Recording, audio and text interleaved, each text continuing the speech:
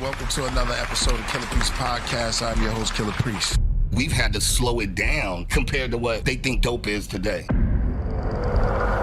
Young Gotti, corrupt Gotti. Yeah. 20 years, horseman. We was doing this since we was young, guys. Right. All the way till now. That's right. Time is everything, because time is our friend.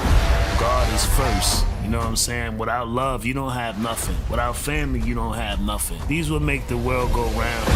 One of the best boxers on the planet Earth. Zab Judah, man. Thank you, brother. Appreciate it. I fuck with the whole woo. Shaheen. Yeah, Shaheen. Yeah. Shaheen was that's my little bro right there. Exactly. The Morpheus of rap. Yeah. Once you do the knowledge, you'll learn that a mistake is not a mistake. It's a learning experience. I'm Dan Calloway, and I'm just here to make you think. My main concern is to get us cognizant of what happened to us, because we can force the changes together. Oh, man, I thought that was Questlove at first, God. Gonna show the bell foul. Let's go ahead and show it. I broke down the. I ain't gonna say shit the whole time. I broke down I ain't the. saying nothing. I broke down the breast.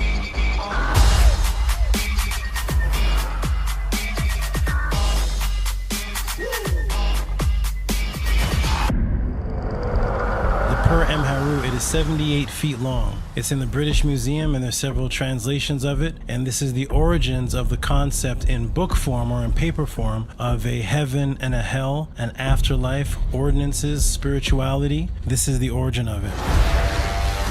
They have made sure that all over the world, the sun is the most important symbol. God's sun is in heaven. And that's why you will have the story of Matthew, Mark, Luke, and John, which is spring, summer, autumn, winter, the 4 seasons of the year, with his 12 helpers, 12 signs of the zodiac. Atom means one. So atom meaning unity, they are odd numbers. Odd is Adam. 1, 3, 5, 7, 9. They cannot be divided. Eve, even numbers, is 2. That's why she came to divide in the Garden of Eden. And she is evil because she's even numbers.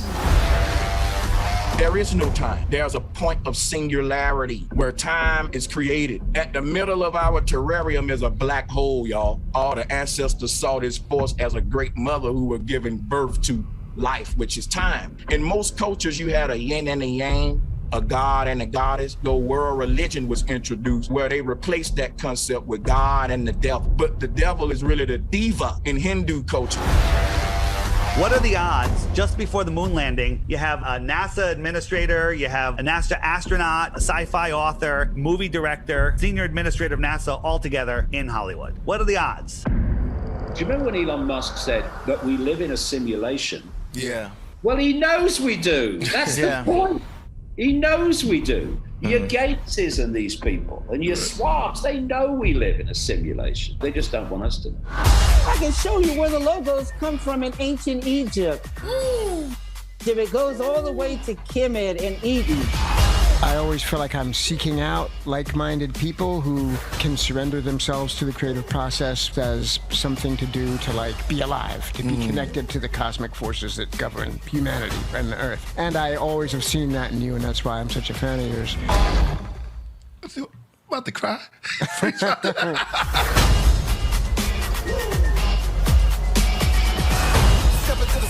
If you haven't freed yourself from that birth certificate,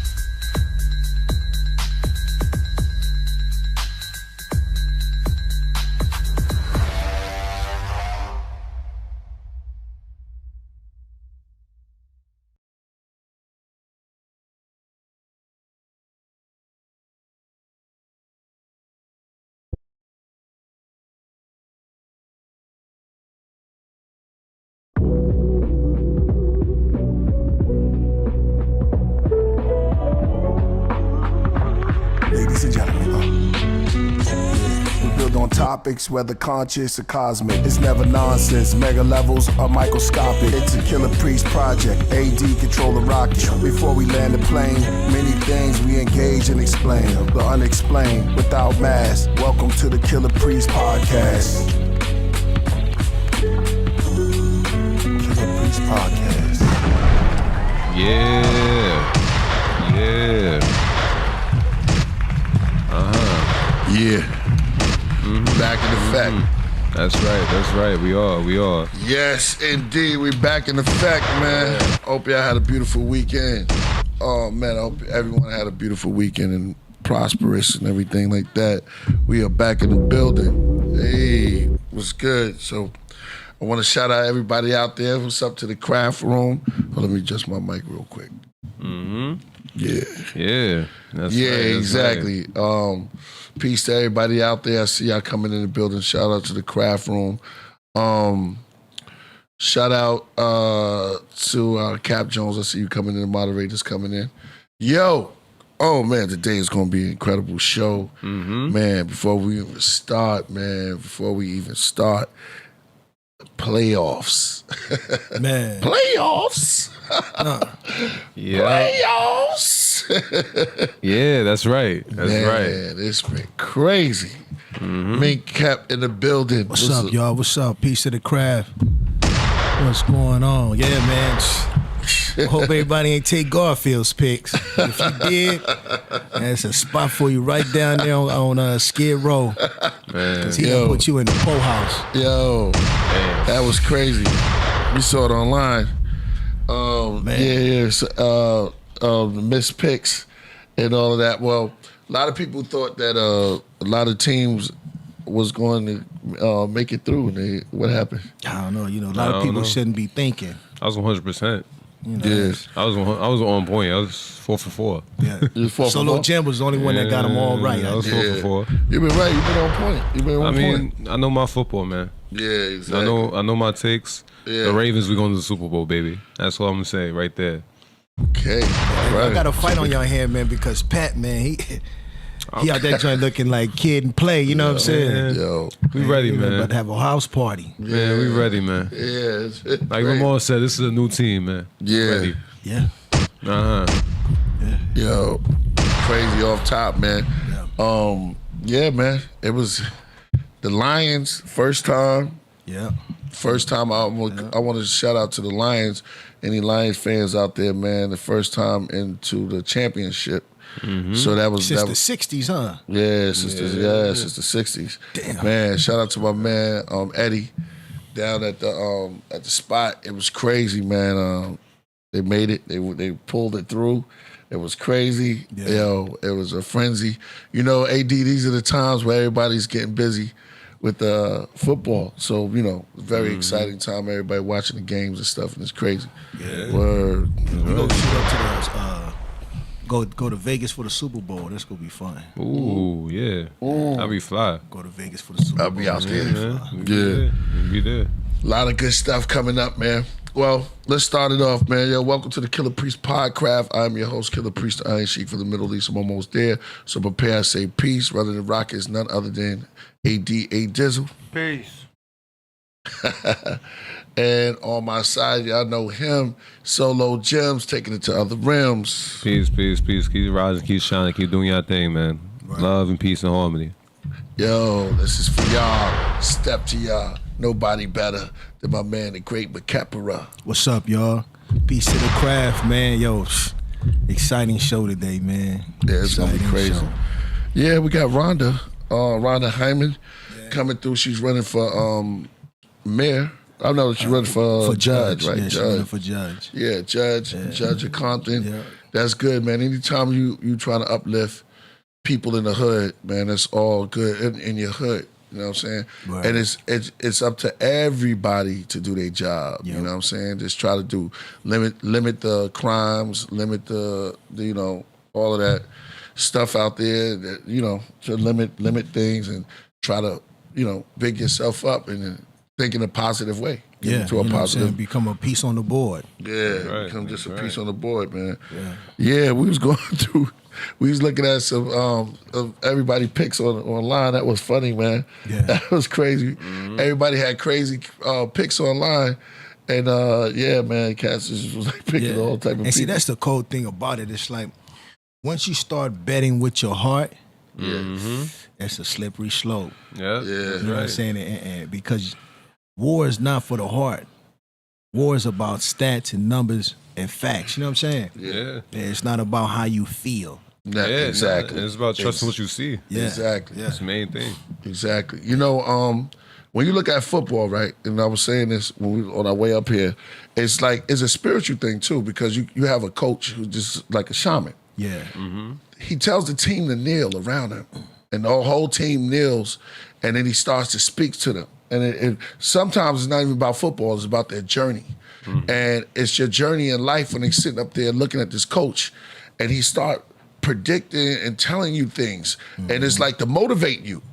So you sit around just like how they did tribes and around a campfire and stuff, and the coach is telling you, you know, you got to think clear. You have to, you know, be straight. Look at the man next to you. Sort of like the church, you know what I'm saying? Look at the person next to you. Is they going to ride with you? So there's some science in there. There's some knowledge that's inside even the football game, which people who don't watch it don't know that there's science. Well, you know, we articulate, we could put it up. Because in the ancient Roman times, they had wars and they had rumors of wars and they had fights and they have, you know, real wars. Yeah. Stuff just, you know, and just like a captain or a leader, a real leader, talks to his subjects, his army. Tells them, you know, to encourage them. You saw my man with the, what's that? We had the scar on his face, came on a horse. What's his name? Braveheart? Braveheart. You talking about Mel Gibson? Yeah, Mel Gibson. Yeah. So you have to have a thunderous voice too, man. You could be. Yeah. You know, unless you're Mike Tyson. You know what I'm saying? Yeah. Mike Tyson, Muhammad Ali said he was pretty, and he would beat you up because he would psych you out because he would always weave you and duck, weave. But then he wanted you to believe that he was always going to retreat. Yeah. And he'd catch you, bow, bow. I learned that from a commentator. My uncle, who's a great. He loved Muhammad Ali, and he would tell me styles that he would do. You know what I'm saying? So he would like weave to trick his opponent and to keep swinging. Then he'd do the same thing. And the next time he'd swing, he'd catch right on top. Bow, boom. Nice like jaw, knock him out. That's right. So when we. Yeah, and then we have pleasure, man. I mean, I like football. We like to watch football, especially at these times. And man, we used to. All of us used to play. Solomon, he's the youngest. You got the closest. You know what I'm saying? All right. You know how it is, and then you got coaches that'll coach you, and it's a reason why they're a coach. We look at y'all. Yeah. It's a reason why they're a coach. Yeah, that's right. So coaches, they see further than you can see you because you're on the battlefield. But you don't understand, they checking everything on the side. But then the loyalty that the team give to the coach and then to each other, that's a love and a honor for each other and respect. Then you have certain people who take it to different levels on the field. Yeah. You know what I mean? They can take it up notches and stuff like that. Yeah, football's a journey. You know what I mean? It teaches you a lot of life lessons, and you gotta understand that like there's a lot of adversity you gotta go through, and that's just the sport. You know what I mean? It's competitive. It's a challenging sport. It's war. You know what I mean? At the end of the day, and that's how I look at it. You know, it's all about competition, and coaches there. They gonna guide you the way they feel proper. You know what I mean? It's all philosophy. So, you know, I love the game. If y'all ain't know, I love the game. So. It's something I like to watch. You know, I'm a big Baltimore Ravens fan, and this is our year. That's why I keep saying that. You know, I feel good. I feel the team is united. And that's the big key of being a team that's going to win the Super Bowl is that you have to be united and be as one. Because unity and you got your brothers around you. That's real strength. You know what I mean? That's how y'all take over and look like y'all gonna compete and take over. So you know, we feel ready. You know what I mean? You know what I mean? We here for the Chiefs. Even though, you know, we playing Patty Mahomes, you know what I mean? That's going to be a challenge, but... Call him Patty Mahomes. Yeah. We going to be ready, though. We going to be ready. Pat, you better get ready, bro. Because we going to be ready. Pat is one of the greatest quarterbacks, man, that I've seen do that thing. Throw that ball like that and staying on point. So, man, congratulations to to the Chiefs and the Chiefs fans. Congratulations to the Baltimore Ravens, and they handled their business. Congratulations to the 49ers. Oh, yeah, 49ers. I thought Green Bay had them backed up, yo. Had them. The Green Bay had 49ers. I'm sorry. Hey, 49er fans, hey, man, they revealed something in there. But, when it was time to make the plays, Purdy backed up. He backed up and made it. He made the plays. He did his thing. He did his thing. At the end of the day, you get it's not about how well you play. It's about that W at the end of the day. They don't care, right? How you finish that game, man. Yeah, and it's 1,000 ways to win, you know what I'm saying? And I'm sure any football team will take any combination as long as it come out to a W. Yeah. Whether defense score, special team score. Yeah. You know what I'm saying? A fumble return, pick six, don't care. As long as you put 7 on the board and it says you won at the end of the game, that's really the only thing that matters, man. Because and just like in war, you know what I'm saying? Whatever it takes to win, you know what I'm saying? That's what you got to do. Yeah, right. It's a game of inches. Game of inches. That's measurement. That goes back to mathematics. Yeah. Measurements, man. You can say bread, wine, oil, but you got to pay for it. So there's still math involved with that. You know what I mean? Which runs this universe. There's numbers. There's everything. There's numbers all around in the field. You know what I mean? There's a torsion field. There's all type of fields, medical fields. You playing a game. Whether you like it or not, you in the field. What's your field of business? They just chose to get down there and, rough it up and get on the ball for our entertainment. A lot of people say it's rigged. And, the whole world is rigged. You know what I'm saying? So facts. There's a lot of things that's going on that's rigged. Stay out my backyard. People be saying that, but they play backyard. Oh, yeah. All right, stop. Yo, all right. AD, play the clip. I just gave it to you because sometimes coaches get around you, and I felt this clip, man. It's give us some inspiration or something like that for Motivational Mondays. Play for. Go ahead. Last one. First of all, self-control is strength, and calmness is mastery. You have to get to the point where your mood doesn't shift based on the actions of someone else. Don't allow others to control the direction of your life, and don't allow your emotions to overpower your intelligence. Second, avoid being overly kind to everyone. Not everyone deserves your kindness. Kill people with silence because not everyone deserves your attention. And third, in 3 generations, everyone who knows you will be dead, including the people whose opinions stopped you from doing what you wanted to do all along. Imagine someone you know achieved every dream and hit every goal. Then some years later, they get old and die. And 2 years after that, how much would you care? If you accomplish your goals and dreams, do it for yourself. If you made it this far, drop a 100 in the comments. That just means you're part of the 0.01% who actually finish what they start. That's right, Kurt Cobain. All right, that's it. That's just motivation, what they be telling you. You know what I'm saying? Mm-hmm. That's being stoic, being mastery of self. Sometimes you got to let things go. And when you let things go, so you can grow, they can grow, or the thing can grow. You know what I'm saying? Mm-hmm. So if it's real like that, if your heart isn't in it, so well, you know that song? Yeah. If your heart isn't in it. You know what I'm saying? They make those songs. How can you carry on? Yeah, how can you carry on? Yeah. You know what I mean? Yeah, no, it's true. So, you want me to hit it down? So I'll do it. If your heart isn't in it, how can you carry on? There you go. A little darker, a little deeper.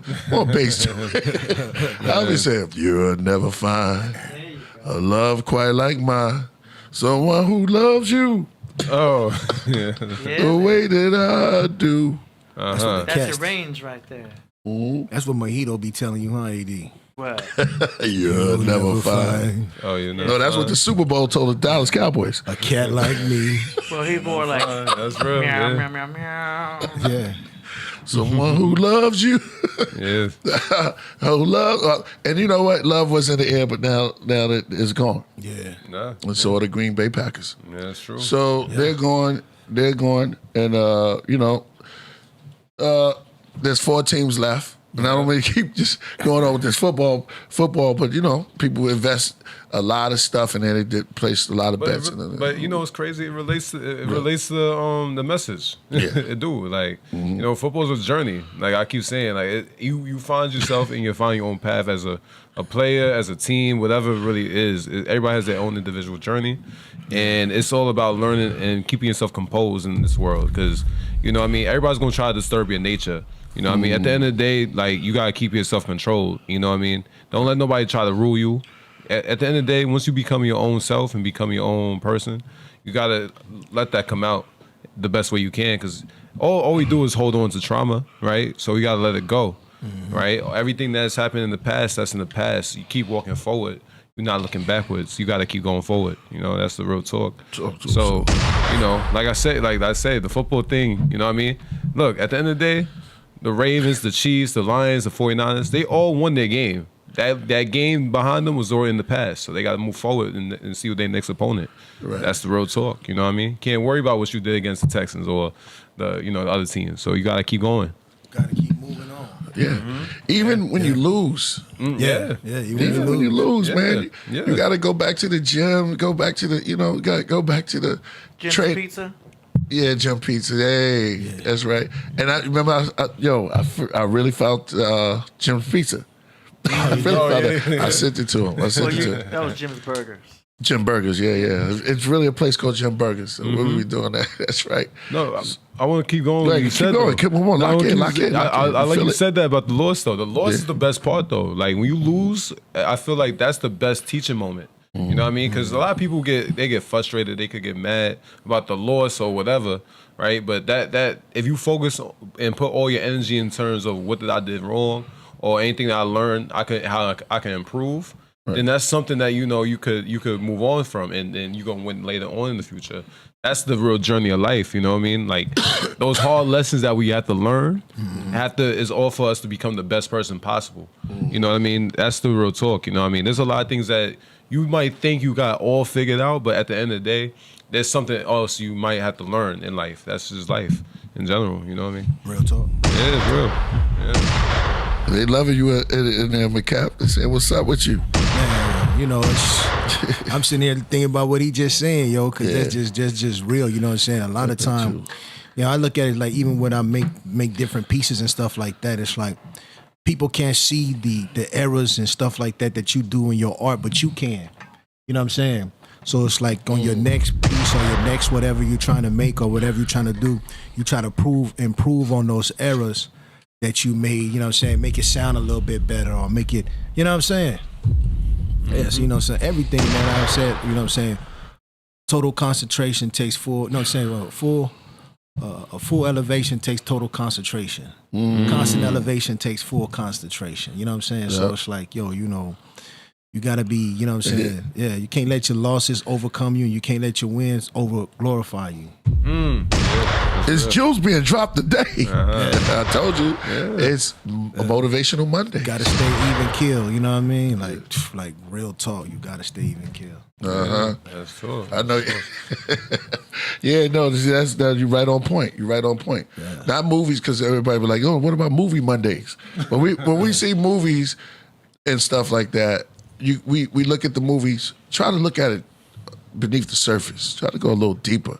So I'm looking at things on the surface line, look a little deeper. Say, why did things happen the way they happen? Why do things, that's what the Greeks did. Mm-hmm. The Greeks, everybody, the ancient Greeks, they were like, let me think. You know what I'm saying? For my segue. Let me think. That's how they took over the world. You know what I'm saying? And every kingdom there, it's a jewel that homeboy dropped. But I'm not going to go too long. No, go ahead, Lord. All right, as we building, I want the great Gil Scott-Heron speak. He's a great poet. Go ahead, AD, hit it for him.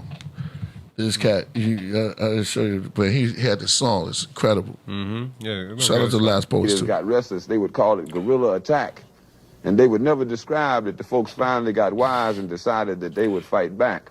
And still, we are victims of word games. Semantics is always a bitch. Places once referred to as underdeveloped are now called mineral rich. And the game goes on eternally. Unity kept just beyond reach. Egypt and Libya used to be in Africa. They've now been moved to the Middle East. There are examples galore, I assure you. But if interpreting were left up to me, I'd be sure every time folks knew this version wasn't mine, which is why it is called his story. And back in the jungle, when the natives got restless, they would call it guerrilla attack. And they would never describe that the folks finally got wise and decided that they would fight back. And still, we are victims of word games. Semantics is always a bitch. Places once referred to as underdeveloped are now called. Somebody said J. Rap Brown. Yeah, that's right. That's Gil Scott-Heron. I told you it's Motivational Mondays. Everything that he's talking about is what we living in now. Poets and writers, they would foresee things and write it in their pen. You know what I'm saying? And then they give it to us, just like how the coaches gave it to the team that sat around them. Those that came before us paved the way for those that's coming afterwards. Those that pay attention to it, we learn and we see further. We step on the shoulders of the giants that came before us. Today is a very sad day also. Martin Luther King's son passed away. How many of y'all knew that? Yeah, wow. I didn't know that. That's deep. You know what I'm saying? You know, Wow. me and a comrade be having debates about that. You know what I'm saying? Who was better, Martin Luther King or Malcolm X? And both you know were. what I'm saying? Yeah, like, you know, I respect both of them, man. You know what I'm saying? And their children. You know what I'm saying? Because, like you said, we stand on the shoulders of giants. You know what I mean? So, you know what I'm saying? A lot of the benefits that we got from both of them, you know what I'm saying? The benefits we got from Martin and the benefits we got from Malcolm, you know what I'm saying? They both need to be respected and glorified, you know what I'm saying? And I always wonder why his sons never did anything. That's the one thing I always wonder. Or maybe I didn't see anything that they did, but I always wonder to myself, like, yo, you know, how come we never hear no more about them? But, you know what I'm saying? Like, you know. Yeah. It's hard, but, you know, it's different reasons. I got that too. You know, Malcolm X had his daughters, and Martin Luther King had a son, Muhammad Ali. I'm going in now. Starting to see something. It's deep. Yeah, you're right. You're right about that. But we got to go further. Bob Marley children. You know what I'm saying? Yeah. But he was talking about, but everybody. You got Damon. He's fire. He came with some stuff. Julia Gong, Ziggy. Yeah. But, you know, the legacy lives on within them. They never pass away. Really. They just transform into story form and into the imagination. We tell the stories of them. Yeah. They go into the mind, we download it, we speak out, and they become flesh into our minds. You know what I mean? The word became flesh.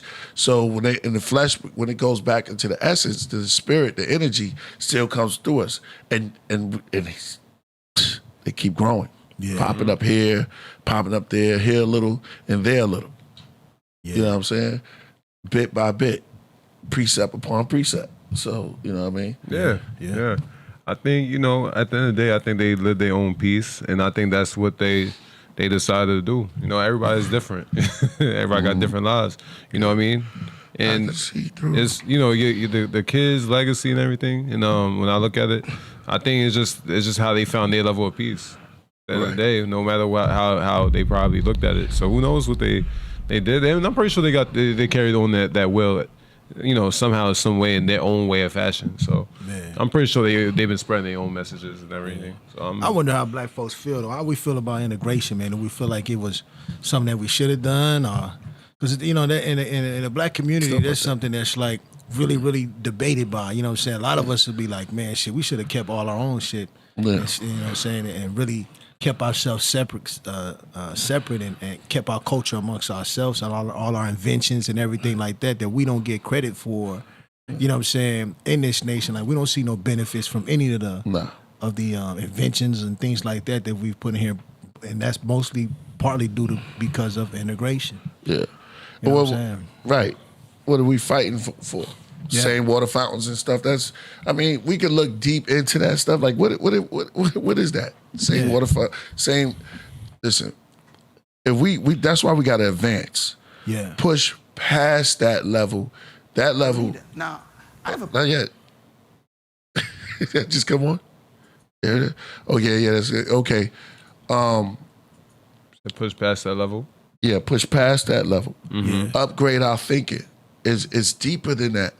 For us, and for us to be real, true leaders, we're gonna have to see all things and deal with all things. But it's good to deal with self-preservation first. But then we have to be able to communicate, let people know there's other nations out there. Yeah, look, this is what we doing here. You know what I'm saying? This is how we build.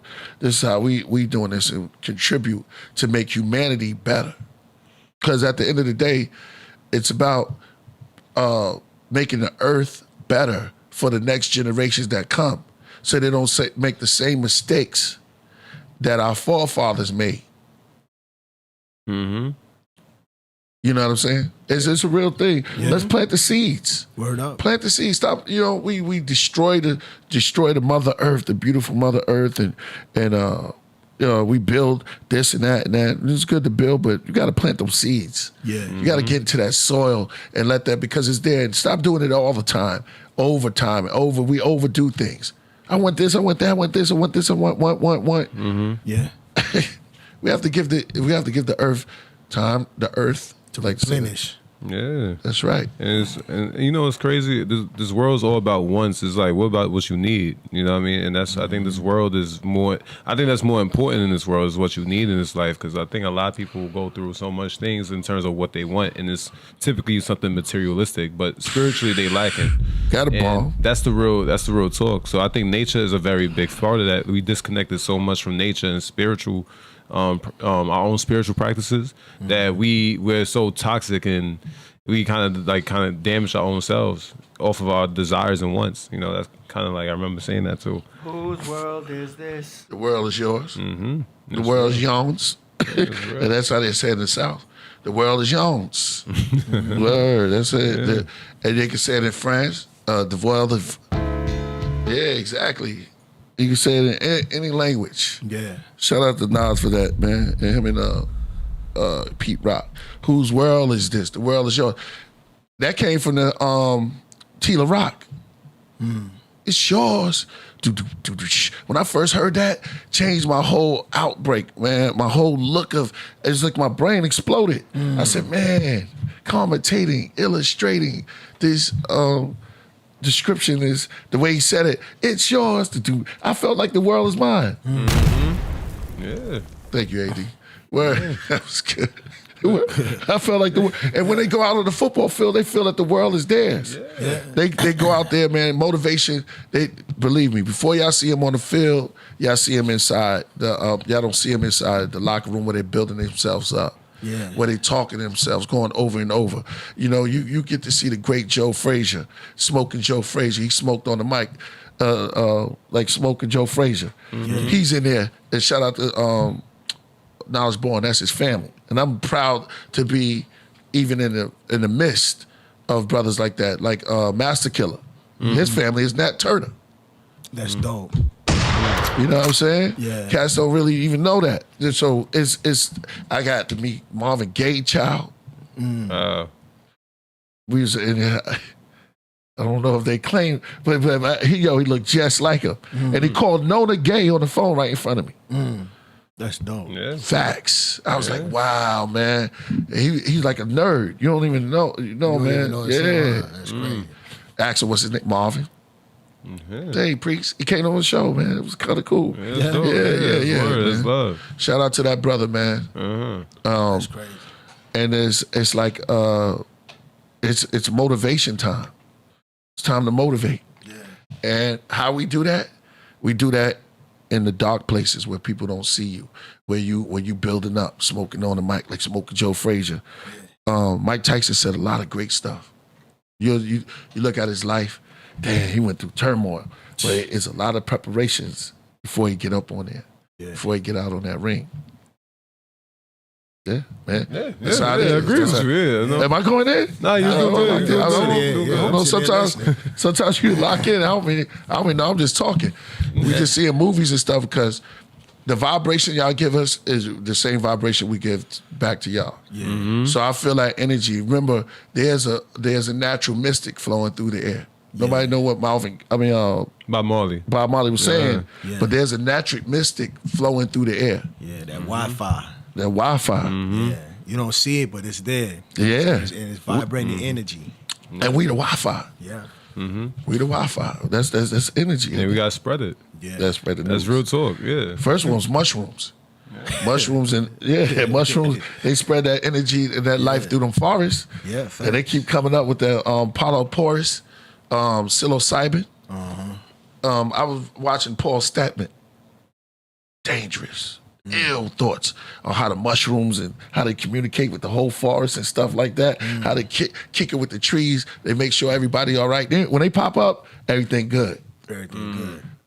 And then here come a couple of hippies just picking them and eat them. So they can see. But once they eat them, everything good. Come on, talk to me. I'm talking it right. Because they had to have some communication. They look good to the eye. So when you pick them and you start eating them, AD, you right. Everything good. They can see the trees from the forest then. Yeah. You're like, damn, man, this is a forest. It's a beautiful place to be. Yeah. Hear the running waters. Sometimes you got to do that. No, that's what I'm saying. Like, we gotta learn how to. I forgot what I was watching or reading, but like it was saying, like we gotta be more in the woods and like just sit there. You know what I mean? Analyze.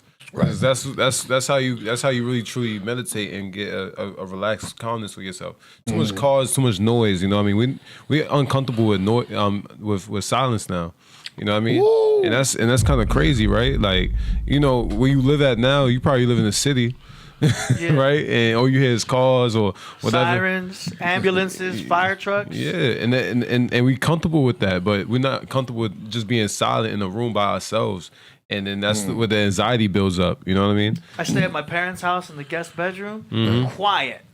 I can't sleep. I don't hear any sirens. I don't hear dogs barking. I don't hear gunshots. I need to go to sleep. Yeah. I need to hear something. Yeah. And that's how we are now. We can't just sit down by ourselves and just relax and fall asleep. You know what I mean? We have so much thoughts that race through our heads that it kind of hurts us from even trying to get some rest. Yeah. You know what I mean? Yeah. You know what I mean? We got to learn how to talk to ourselves.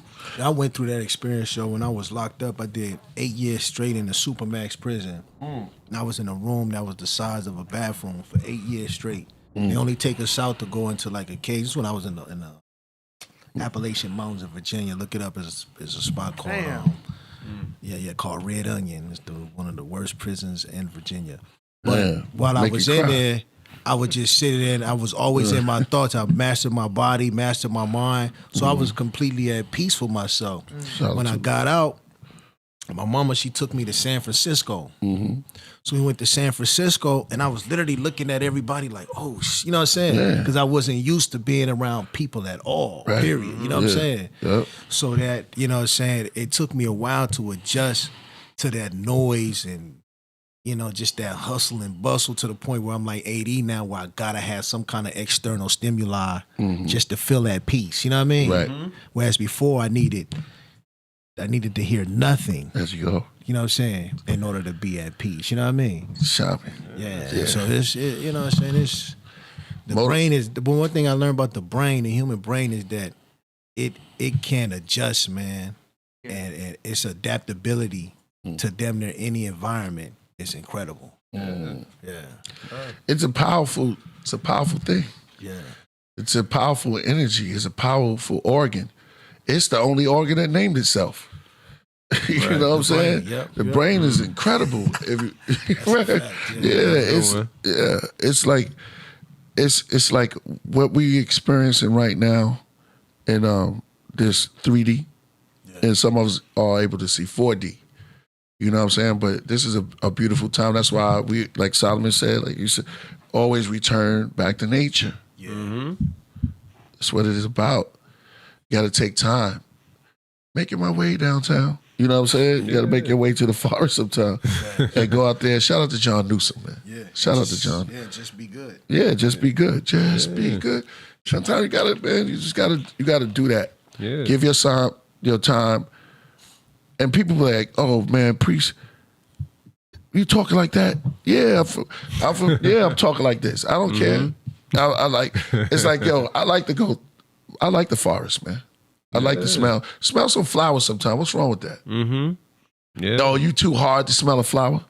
You know it's pink. Funny. You know what I'm saying? No, for real. It is pink. It's yellow. Yeah. And they got pink, yellow, purple. If you smell them, it resonate with your brain.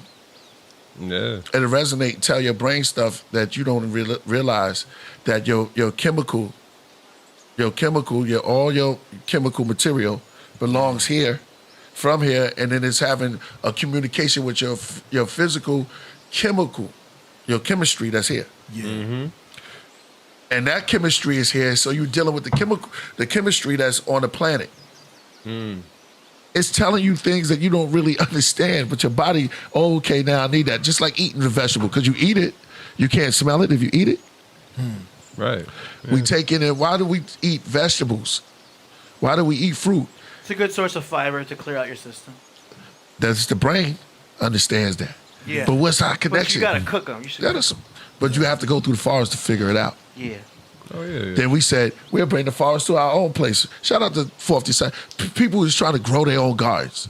Mm-hmm. Ghost laughed at me when I said I was going to. He said do it now, but I said during COVID I was like I'm gonna grow me a garden, Mm-hmm. and I got a couple of time.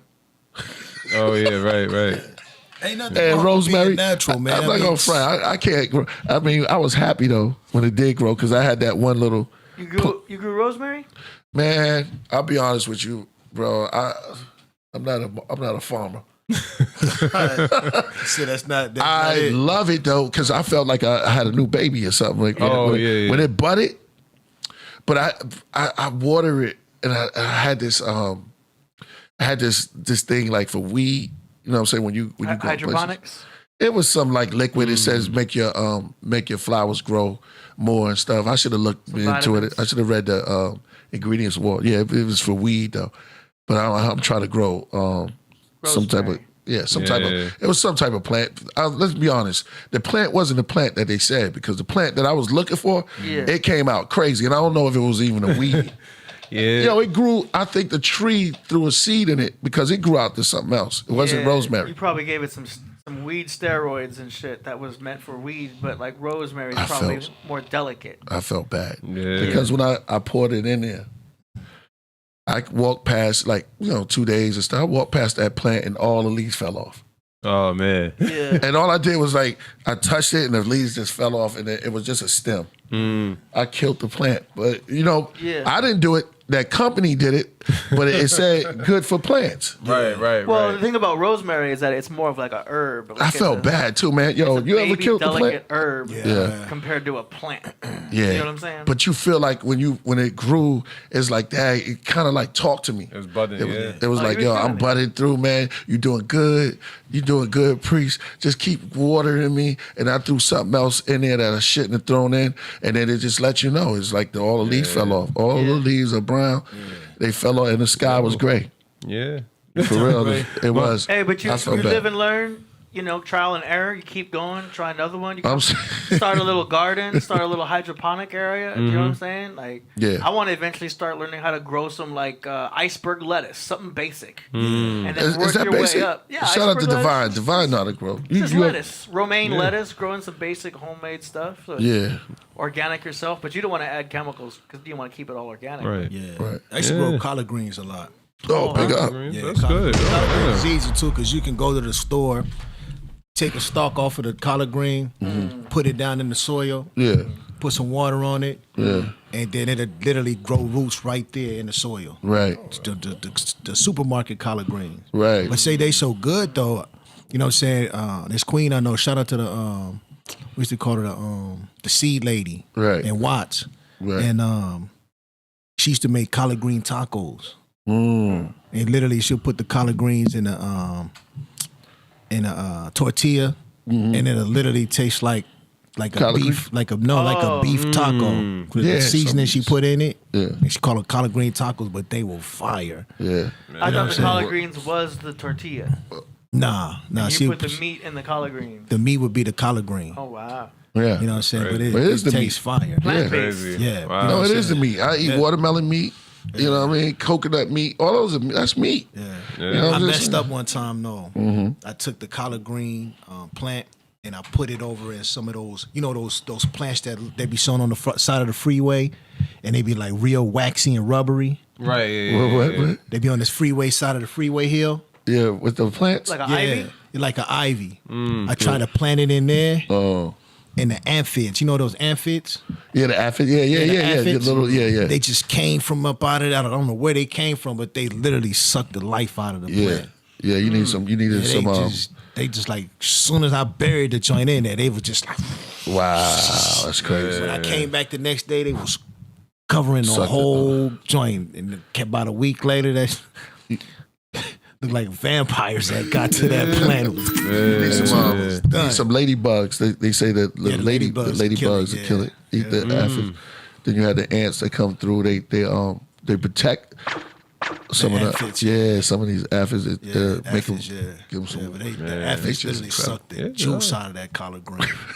I could imagine, so man. bad, man. That's why I was still scarred thinking about the joint to the day. Like, damn, they did that collard green bad. Yeah. Is this all because of the age of Aquarius? I don't know. That's real, Priest. You truly understand the true definition of meat, watermelon meat. Exactly. I do want to shout out my grandmother though. I got to shout out my grandmother. Definitely. She a big time planner. So I mean, I watched her all the time. Like she talks to the plants and everything. Like she's very big. She's very passionate about it. You know what I mean? I can't. My uncle too, but she's really like ingrained in that planting life. Is it agriculture? Agriculture. Agriculture, yeah. Right, like she's very big into that. Like she talks to the plants. I seen her do it. She takes care of those every day. That's the one thing. But it's funny that I always say that's like, it's weird how we have little instances of like nature and our own spirituality and what we do to like get it to like grow and stuff like that. She feeds it positive energies all the time. I've never seen her say anything bad about the plant or curse it out. That's dope. You know what I mean? Fire. She's a plant. See, that's chi masters. There's a shout out to the Asian culture because they do that. They do. Even Japanese. They go up there and they play like bees. I wish I had some. Look it up. Yeah, they be, because they gardens be crazy. Like the Japanese garden, they have that bonsai tree, which is the Bodhi tree, right? We used to go to a store called the Bodhi tree. Me, Reza, they used to have all these books and stuff. We'd be in there for hours reading in the Bodhi tree. Shout out to Bodhi tree. It's no longer here in LA. Okay. They closed down and they used to have all these cosmic books and stuff like that. We'd be in there like, man, Bodhi tree. Well, the Bodhi tree is a tree that Siddhartha, right? The Buddha, he sat under there. He didn't even move. I guess they get that. That's where that coconut fall in your head, or that fruit, and you get the idea. I guess probably that's where that come from. I don't know. I'm just me. No, that's a good deal. You know what I'm saying? The coconut pop, because he would sit under a tree, patience, like they taught us. Yeah. And like how you sit under the coach, like how the teams sit under the coach, till you got that idea. And I don't know. I mean, I'm gonna look to the craft room, which come in my health. Shout out to Hybrid Cypher. Yeah, I'm in the zone right now. For the revolution will not be televised by Gil Scott. Yeah, he did that, but he wasn't the last poet. But because I know the last poet, but he was a poet. He's definitely one of the greatest poets. But I know Abi Adun and the rest of the poets. We got more. I love poetry. You know what I'm saying? I said a shout out to all the poets out there. Yeah, it can be real spiritual. You know what I mean? Yeah. And I was going to elaborate on even the what you were saying about the Asian culture. Yeah. One thing I always said, they know how to meditate, and they know how to even meditate in nature in general. You know what I mean? I'm looking at the picture, but it's like it tells you though. You know what I mean? Like it's just birds, sweetens. Is rain or whatever. They would meditate in whatever, you know what I mean? That's the ancient monks and Buddhas. Right. You know what I mean? They don't care about all that worldly distractions. They're much more in tune of finding self and being spiritual and everything like that, and freeness of ideas. You know what I mean? This is something I actually grabbed from. I have to mention one of my favorite shows growing up was called Avatar: The Last Airbender. And it kind of related to the world that we live in and how we keep ourselves divided based on certain things. And we don't know how to unite because we're all different, you know what I mean? And it's a very spiritual show. You gotta like check it out, you know what I mean? But it's a cartoon, but you know, it was something that taught me a lesson as I got older, you know what I mean? As I got older and really look at what they was actually trying to teach you in general, right? You know what I mean? It was deep, but yeah, you gotta keep yourself calm, you know what I mean? Keep yourself calm under pressure, because I think a lot of people get so pressured nowadays about so much different things that's not even your own personal feelings. You know what I mean? You gotta keep yourself composed for yourself. You know what I mean? And allow your own patience to manifest. Cut me out for a minute. I'll be back. All right. Y'all hold it down. Yeah, I got you. But yeah, you gotta allow your own patience to manifest, because I think a lot of people don't allow you to grow. Oh yeah. Oh. You got it. You good. I just saw that happening. But no. I just think I think that's what it is being one with yourself and really getting in tune with your nature and everything like that. Because all I think people do nowadays in terms of like negativity and everything is try to disturb your nature and disturb your flow. But it's all about trying to learn how to grow and learn how to be better. And I always try to say, like, stay because I always say this: people have New Year's resolutions, but they don't stick to what is really important for their New Year's resolution. Some is good, some is right, but you got to have a spiritual level of growth in that too. You know what I mean? Learn and don't be narrow-minded. Learn how to expand your mind, because the mind is very vast. We could create and discover things within what we could even think of. You know what I mean? It's kind of wild. And know yourself. And I think that a lot of people don't really know themselves. That's another thing too. Yeah, you know what I'm saying? It's a lot because of social engineering. Like, a lot of people are who they are, not because they think they know who they are, but because they've been socially engineered through either TV, environment, school. You know what I'm saying? All these things play a role and part into a person's identity. You know what I'm saying? As far as social engineering is concerned. But if you ain't really had the time to just sit there and be like, who am I? What's my bloodline? What was my granddaddy like? You know what I'm saying? The blood that you come from, to really study that and be like, okay, boom, okay. Now I see why I do A, B, C, D, and E. And let me just keep mastering A, B, C, D, and E. You know what I'm saying? And just stick to what my forefathers did. Then it become more of an understanding. But if you don't have that, I always tell people all the time, you know what I'm saying? People fall victim to those who don't know themselves fall victim to those who do. Oh, yeah. Yeah. You know what I'm saying? Yeah, you know what I'm saying? Those who don't know themselves fall victim to those who do. So it's like, you know what I'm saying? If you don't know who you are, then, you can easily be persuaded either by subliminal messages. As a 5%er, we used to use subliminal messages to gather people in to the nation. You know what I'm saying? You be in the line or something like that, and me and God, we be sitting here just talking about the lessons and stuff. Now, I know for a fact that you can hear it. You know what I'm saying? Because the conversation is being said within your ear sight, and your ears ain't got no choice but to hear it. Yeah. But we'll literally just sit here and just build, you know what I'm saying, and go through the lessons while you right here, and we know you ain't got no choice but to listen. You know what I'm saying? So we know that you still ain't found yourself. So I'm sitting here and I'm talking about the knowledge culture degree, you know what I'm saying, going through it, or talking about the supreme mathematics and stuff like that. Then you go sit there and you go be like, damn, that is kind of interesting. You know what I'm saying? Next thing you know, we running a whole subliminal game on you without you even knowing it. Yeah. So just imagine what the TV and all those commercials and all those things have a playing part on the people. Yeah. You know what I'm saying? I think a lot of things is also done on purpose too. That kind of helps too. Like, I mean, look, at the end of the day, you know what I mean? I think the easiest way is knowing who your parents were and knowing who your grandparents were. I think that's the easiest way to actually like trying to find answers. All right, like that's and not everybody has that. So it's about learning that, and some people are not able to even discover that. You know what I mean? Some people, like you said, it's a system thing. It's like you gotta get a job, you gotta do this, you gotta do that, and you never really get a clear understanding of what you actually want out of yourself. Yeah. And whoever gets the time, Lord, think about it. Yeah. Literally from the day you're born, man, you thrown into the race. That's true. Yeah. You gotta get up, you forced to go to school every day as a kid. You know what I'm saying? Unless your parents, and then your parents, they at work, so it's like, you know what I'm saying? But sometimes you might, you know, it's crazy. The crazy thing is, maybe your parents don't even know who they are. And that could even be deep as it is. Yeah. You know what I mean? Like, you might not even know yourself because your parents probably only worked a 9-to-5 job and they never really got the chance to really figure themselves out and what they truly enjoy. They just got caught up in the system.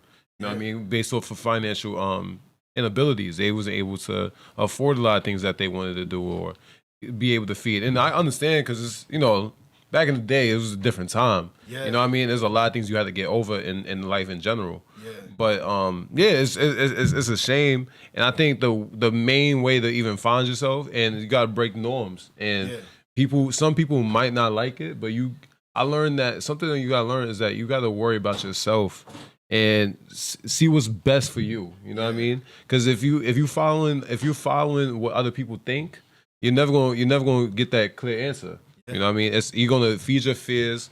You know, you're gonna feel like you're gonna be doing something wrong. You're gonna be fearful of failing and be fearful of doing things differently. Yeah. And you gotta allow yourself to do something different. You know what I mean? And be yourself. Because at the end of the day, that's the best way to discover it. Whether you fail or not. You know what I mean? Like, sometimes you could win, sometimes you could do it, but it's lessons that you were saying earlier today, like, that's a lesson you might just need in life. You know what I mean? It's just something that's hard.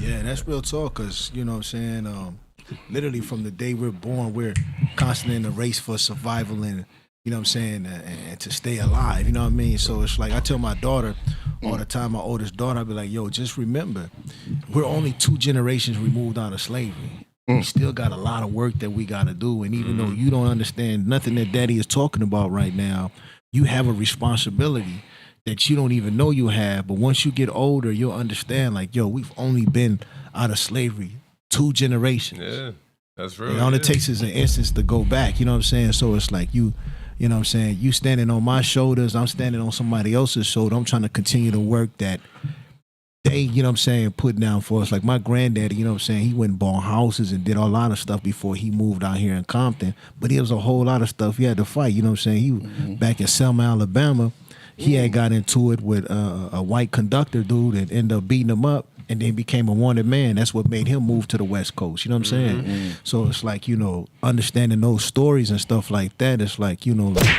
the AD crazy. The you know what I'm saying, the seriousness of you know what I'm saying, how important it is for us to keep moving is real. You know and those stories is important because hearing those stories give you a perspective on yourself. Like what are the things, what's my flaws or what's my things that I got to work on for myself? Because hearing those certain stories, you might be like, all right, maybe I got to keep myself more composed. You know what I mean? Maybe it's something that I didn't even know about, and that's what happened back in the past. That's when you do look at the past, you're like, okay, all right, I can see how that situation happened, you know what I mean? And that's how you grow, you know what I mean? That's how you grow, and those stories are necessary because, you know, your past lives, you know what I mean, it's going to teach you something. Facts. You know what I mean? You know, your grandfather, your father, whoever it is, it don't matter. It's like you hear something like that, you're like, okay, wow, I could reflect that on myself, and you're like, how did I get myself caught up in that? Same shit. Same thing. Yeah. Motivational Monday. Yeah, that's just real talk. It's just like coaching, you know what I'm saying? Like the coach, you know what I'm saying? A lot of those stories as a coach, that when you're trying to express it to the team is you want to teach them stories about bravery. You know what I'm saying? About being brave even when the chips is low, or you know what I'm saying, or how this person came up out of this and survived it even when all the odds were stacked against him. You know what I'm saying? The belief within yourself, even when everybody else is saying you can't do that, or the score says 35-14, and statistically you don't have a shot in hell to come back and win. Yeah, you know what I'm saying? Bring out a kicker.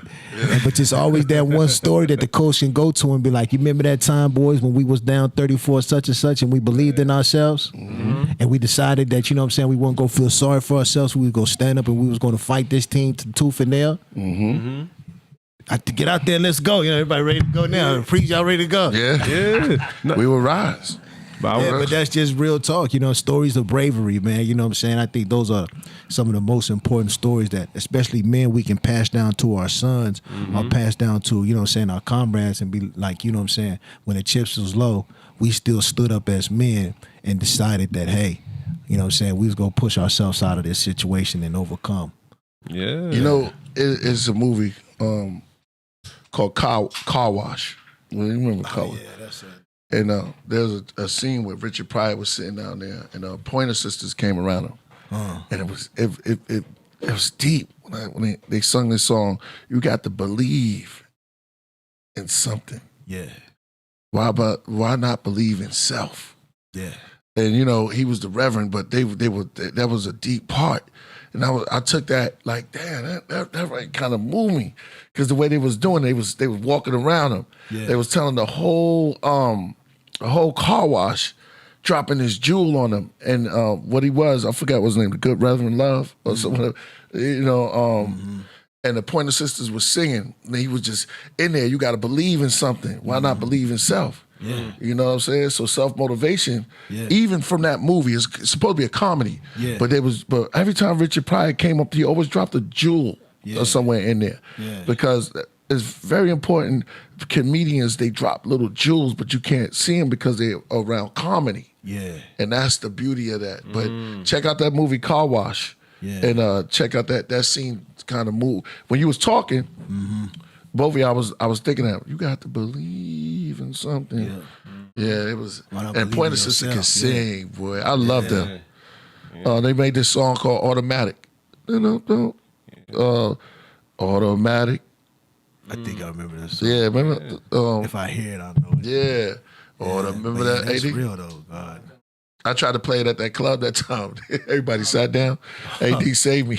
That's when I had a new respect. And shout out to DJ Bring It Back. I had a new respect for, I'm going to bring it back to the knowledge. I had a new respect for DJ. AD saved me. He was an OC at this place that Kobe, the great late Kobe Bryant, went to as the Mesa, right? It was a lounge. It was a lounge, Mesa Lounge. And they wanted me to DJ there. So I tried to DJ, and I played the songs I like. I played Automatic by Pointer Sisters. That's one of the dopest songs. There's a version where Michael Jackson singing it. Put a piece on real fast, AD. What? Automatic? Yeah, Automatic. We play the karaoke or something. I'm trying to think of it now. Yeah, that song's fire. Automatic. Pointer Sisters, other than Mary Jane Girls. Yeah. You played this joint? Yeah. The people sat down. They said the people sat down. Yeah, they sat. Yeah, because it was a lounge, you know. Lounge, yeah. Slur. He's not playing. This don't sound like it's supposed to be in The Last Dragon. Yeah. Puffy was. This sounds like Puffy would sample that. Yeah. But that sound like makes it. But sir, you know, you have one or two persons who was down with it. You know, they kind of like shook the dice. Got up, yeah. Got down and stuff. Man. But you know, AD came, he played. It's like when they do it, DJs do it. I did it. Yeah. It was like, because you got to read the crowd, right? Yeah. I probably went from a slow jam. I don't know what I probably went to the wrong, because it's like rhythms. So I have new respect for DJs. Yeah. Shout out to RZA, he's a DJ. And I saw him DJ Crowd and Q-Tip. You know, I'm not a DJ. Yeah. But I like music. Oh yeah. This my girl. Go down. Who remember this? Think about that. I took some of this from an African This joint is fire, yo. When they put this out, control it. That's my girl right there. Hip hop mom. Control it. Automatic. Hip hop is this. Yeah, I know. Yeah, it's straight. Automatic. Yeah. I couldn't imagine though. Going down. Yeah. Hip hop. Yeah, you remember it now? Yeah, I remember. Yes. Yo, we put that on any part. That and Mary Jane Girls. The Mary Jane Girls had this Candyman. I could be your Candyman. Okay. Play Candyman real quick. Out of them two, I don't know. The Mary Jane Girls, they take the Mary Jane. Yeah, Rick James. Yeah, they probably was the best group, or other than No, Nah, that's not it, bro. Come on, AD, man. Nah, AD. About Who's singing? Candyman, man. You thought I was really talking about that? I know know. you probably in your mind was like, Priest is tripping. Nah, the Mary Jane girls. Mary Jane girls. Who can make the sun? That's Sammy Davis Jr. Who can make the sunshine? I don't know. Yeah, this one. Oh, yeah. When you get the yeah, these girls was fire. This my mama. This we call this my mama music. Yeah. out. It's that old school joints right here, but these was fire. This is Rick James produced this. And that's why I'm a Rick James fan. Yeah, me too. Rick James is fire. I think I sound like Rick James if I start singing. Yeah. That's what I think I sound like. All right. Yeah. I like to sing a lot of his songs. Oh, yeah? You got something on? You got something on the top? I can't do it, Lord. I was trying to sing. Last night. When I go old last night, you wouldn't make love to me. Okay. That's all I got. We're fast asleep. Welcome to the Podcraft. We are coming for the first time. We have. That was good. That was good. I think Solo J, you felt something right there? I felt something? Yeah. We're not. We had more points. To the Candyland. That's not it. Okay. Yeah, you sound like a little. That was an old man there. I can't use that range. My range is, I know my range. Yo, Motivational Monday. Yeah, they kinda, yeah. Oh, I don't know about salt peanuts. You got salt peanuts? AD, play. Somebody said, Pointer Sister Salt Peanuts. With an instrument of that.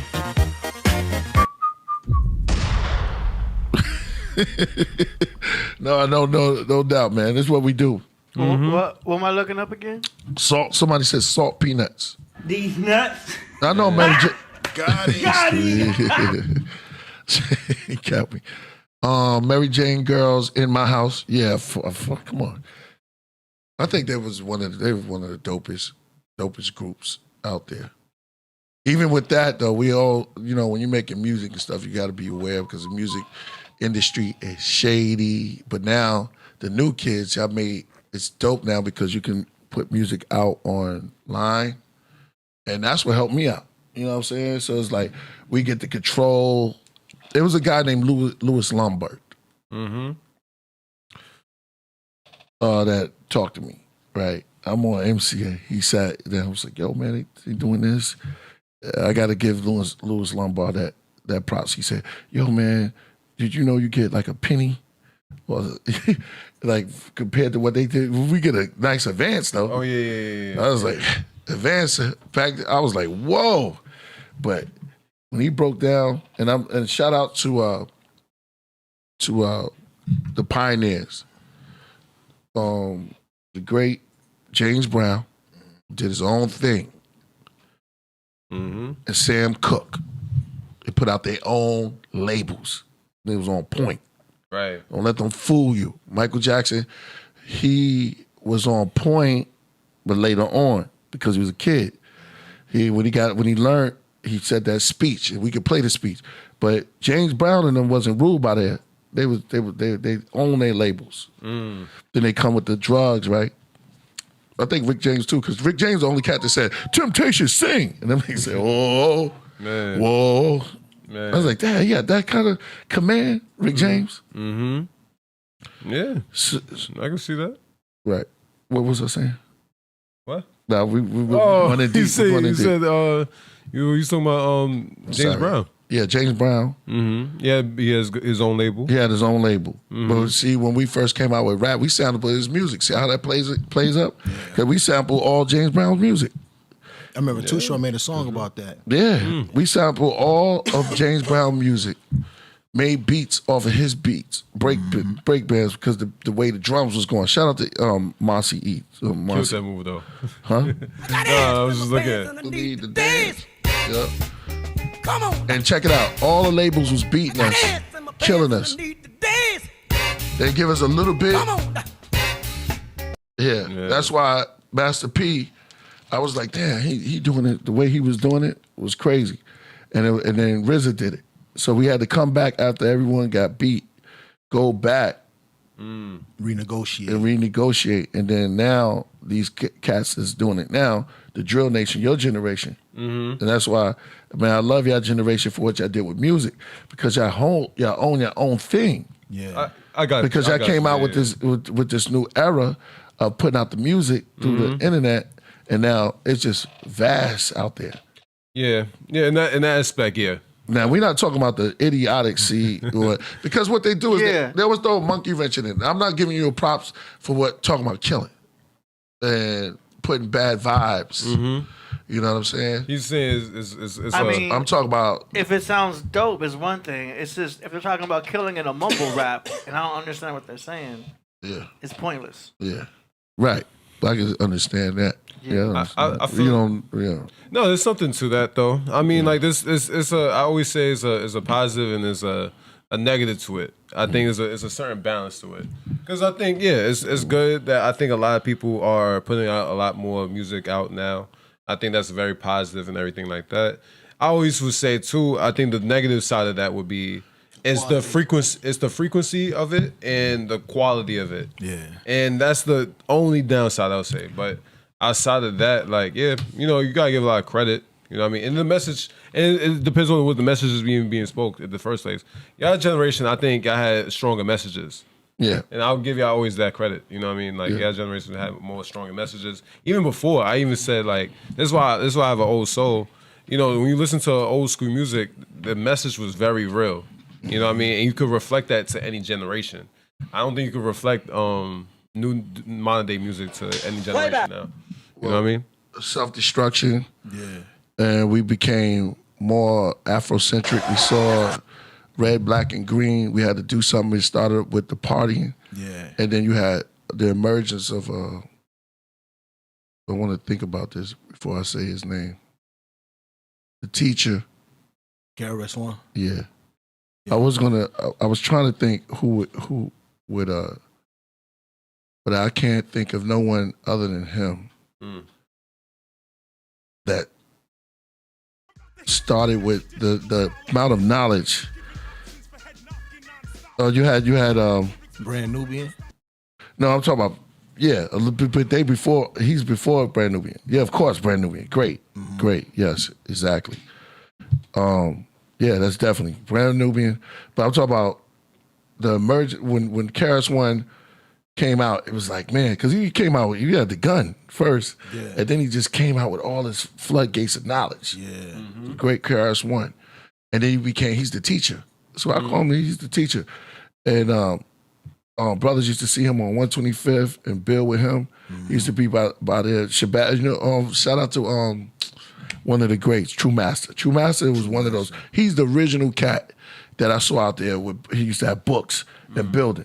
When I saw, so True Master he's one of the real pioneers of knowledge, and him and KRS-One used to kick it. That's why they did the album together. They know each other, go way back. I'm just soaking up, you know what I'm saying? So I'm like, damn, KRS-One, and this is protected by the red, black, and green. Brother Jay. Yeah. I've met him. The X-Clan. The X-Clan. Yeah, shout out to Brother Jay. Brother Jay, and the X-Clan. Cut that, bro. He was incredible. Yeah. Incredible lyricist. He probably got slept on, but he wasn't really that slept on to us lyricists and people who know. But he was definitely dope, and he dropped a lot of knowledge. Him and KRS-One. Yeah, that's real. And then I met I had a chance to meet the X-Clan. And shout out to Solstice. He wanted me to be a part of it. He passed away. Leo too. Oh yeah, Leo's. Sorry, y'all. It takes me a little bit of time because I be thinking, it be so many thoughts be racing through my mind, and plus I be on a lot of caffeine. No, allow your patience to manifest. They gotta wait for the message to come out. Thanks, Solo. I'm for it. You know what I mean? I feel like we explain ourselves too much, and I think you gotta allow people to just hear it when it's needed to be heard. You know what I mean? And I think that's another problem about this world too, is that we have a lack of patience. And we want things right now, you know what I mean? Instead of letting things soak in and marinate, when the flavor's gonna be, intense. You know what I mean? That's one thing I learned about myself is that, it's all about patience. You know what I mean? Sometimes, you know what I mean? Like, and this is something I learned just on the Podcraft.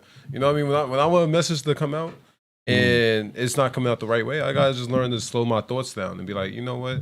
At the end of the day, the message is gonna come out. It's just how it's gonna be coming out.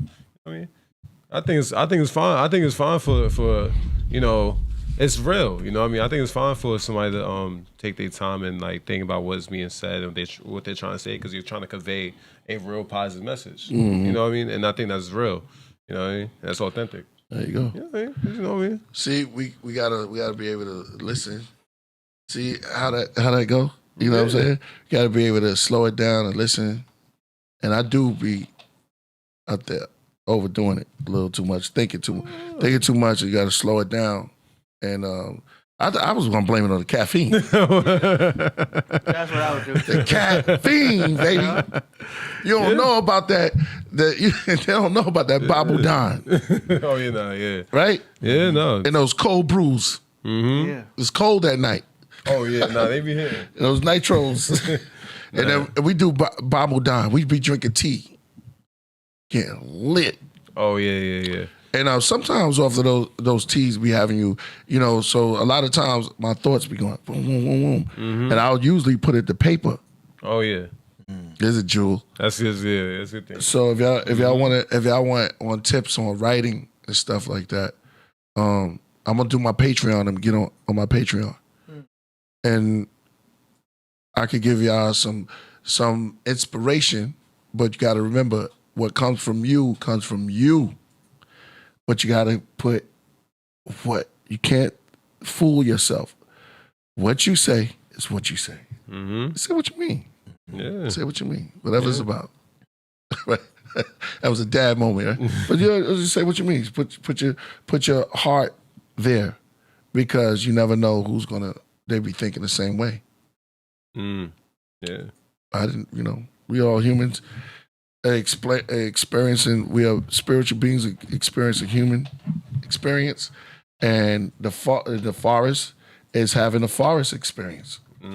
Somehow we meshed together, and then we became either we can become corruptible, chopping it down, but the tree provides us with houses and pencil to write, papyrus, and so it gives itself. But we have to be able to replant. So we can't take as much, all of it. We have to give some back to them. Yeah. And certain people put out some tobacco and spread it out. Give back to the earth. If we hurt the plant, we have to heal it. Yeah. There's cats that speak vibrations to water, and the water vibrate back. Yeah. Fact. You could talk to your grandmother, do it. Yeah, she do. There's a whole bunch of people. They be coming with that spray bottle. Yo, for real. Yeah. Hey, we was up in San Francisco. One of my favorite spots is in Berkeley. A restaurant where they pull noodles. Oh. Shout out to Just Jay. We got to go there one day. You got to go there. And they have tea ceremonies in a regular, back and forth. Oh, that sounds fly. And they pull the noodles, right? And you can see them doing it. And it's just ambient. And we sit down, and I went there for my birthday. Oh, yeah. That sounds good. Yeah. No, that's real. But, because I'm having, yeah. And they pull those noodles, and it was just a vibration. Yeah. It was a peaceful vibration. Yeah, I mean, that's good. You know what I mean? Peace is what I think we all should be striving for. I'm more for peace. Whatever makes somebody feel comfortable in your own space or whatever, you know what I mean? That energy that needs to be there. Because I think we in a chaotic world, you know what I mean? We need to find peace with. I was just about to say that too. Like, I think we're living in an age right now of where chaos. I mean, one of the queens was talking about this yesterday, is that the stars are giving off an energy of chaos right now. And that's why you're starting to see it go from the east and float its way westward. You know what I'm saying? Where the nations are fighting against each other. I don't believe in like, I believe that human beings are reactive of what the universe is, meaning that we are the actors of the universe, like what they teach you in Hindu, that we are the actors of the universe. So when you start seeing all this chaos and stuff like that going on the planet, it's not something like, oh, this person really mad at that person, this person mad at that person. I think it's a reaction that's happening that's creating people and getting to a chaotic state. You know what I'm saying? Because all the peace in the universe is leaving, and now we're going into the second phase. Right. You know what I'm saying? Just like you go in the phase of during the daytime is light, and then you go into a phase of nighttime. I believe the energy of war and peace is also the same way too. We have a time of just war, and then you have a time of just peace. Right. But if you're not paying attention to the celestial time, the celestial clock, then you'll get caught behind thinking that, you know, everything just gonna be peaceful all the time. Right. Without seeing the war on the horizon. Like it right now, that's what I see. I see the war on the horizon coming, and it's pushing westward. Yeah. You know what I'm saying? Yeah. It always starts in the east, now it's pushing itself more westward to the point where it's going to reach us. Yeah, I want to say this too. I think I always said, I think it's a test of God within us. And I think that's what's going on. Like, because I think at the end of the day, we're going to get tested on our humanity, our morality, everything I think the world, that's what it constantly tries to teach you. So that's why a lot of things that we are going through today with different wars, like I like just saying wars that we all going through, it's not just, gun wars, nothing like that. It's sexual wars, there's gender wars, there's, what's another war? Financial wars. There's so much different wars that's going on in this world that we all got to learn to become our best self and our better self based on our morality. And sometimes it might be messed up because a lesson that you might not even ask for is going to manifest and come up. So you got to learn, and then once you learn that lesson, once you really reflect on yourself, because we're not all perfect beings, and that's the real reality of this world, is that I don't think everybody has some level of sin, and you got to make sure you can learn how to break that and learn how to like focus on what is better, what's the best for yourself, and what's best for your own dynamic. You know what I mean? It's this world's chaotic on purpose. You know what I mean? It has to be. You know what I mean? I guess for everybody as whole, because we're not all united. We're all just living separate lives. That's right. Yeah, you know what I mean? That's honestly what's going on today. Play this. No, yeah. Okay. I'm here. Play this clip. Play this clip. I want them to see this. A leader. Now, I have a picture of a guy here. Who do you think that is? You can't see him. It's a Caesar. Good, Yeah. someone got it. There's a Caesar. And the reason why I put him up there, because I'm going to show you tonight, we're talking about defining leadership. I want to show you tonight where we got our leadership mentality from. Leadership it came from mentality. This guy right here. So a Greek. He's showing Now, the Caesar was not a Greek. He was a Roman. But the Romans invaded Greece.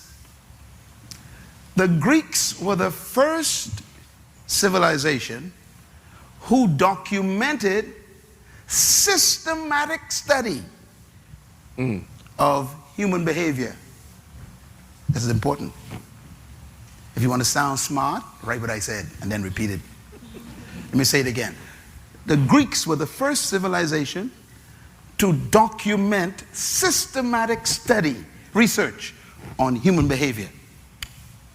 So the Greeks were what they call intellectuals. They were called from the Hellenistic period. This was the period of humanity where reason became God. Reason means they reasoned out everything. It's another form of humanism. The Greeks were thinkers. Everybody say thinkers. They were very dangerous because they were thinkers. Thinkers will always rule doers. So the Greeks were the first ones who produced all this material on human behavior. Matter of fact, three of the most famous leaders from that group, you know them or heard about them. Socrates, Aristotle and Plato. They were Greeks. They invented things like democrata. Sounds familiar? Yes, they invented democracy. The Greeks did. That's not from the Bible, that's from the Greeks. They're the first ones to develop the concept of citizen. Matter of fact, the Greek word for citizen, write it down, is the word Polites. Politis. That sounds familiar? It's politician. That's the word in Greek. They're the first ones to study human control. They're the first ones to document manipulations, mechanism, how to control humans. The Greeks were fantastic thinkers. They're the first ones to invent what we call leadership theory. I'm getting at something very important here. So let me give you now, I studied this in college and I was shocked. And then when I finished college, I kept reading and I was more shocked. I discovered that the Greeks actually still rule the world. What? The Greeks are ruling the world from their grave. As a matter of fact, dead men rule the Bahamas. Dead men. Dead men rule America. Dead men. Dead men rule Europe. Dead men. Why? Their ideas are so powerful. They left it after they died. They invented democracy, and it's ruling the whole Western world, including the Bahamas. That's dead men ruling your country. They were powerful. Now, the Greeks, when I studied them, they had all these complicated ideas about human authority and human power, and they studied, you know, the concepts of how to control crowds and how to manipulate people, and very interesting concepts.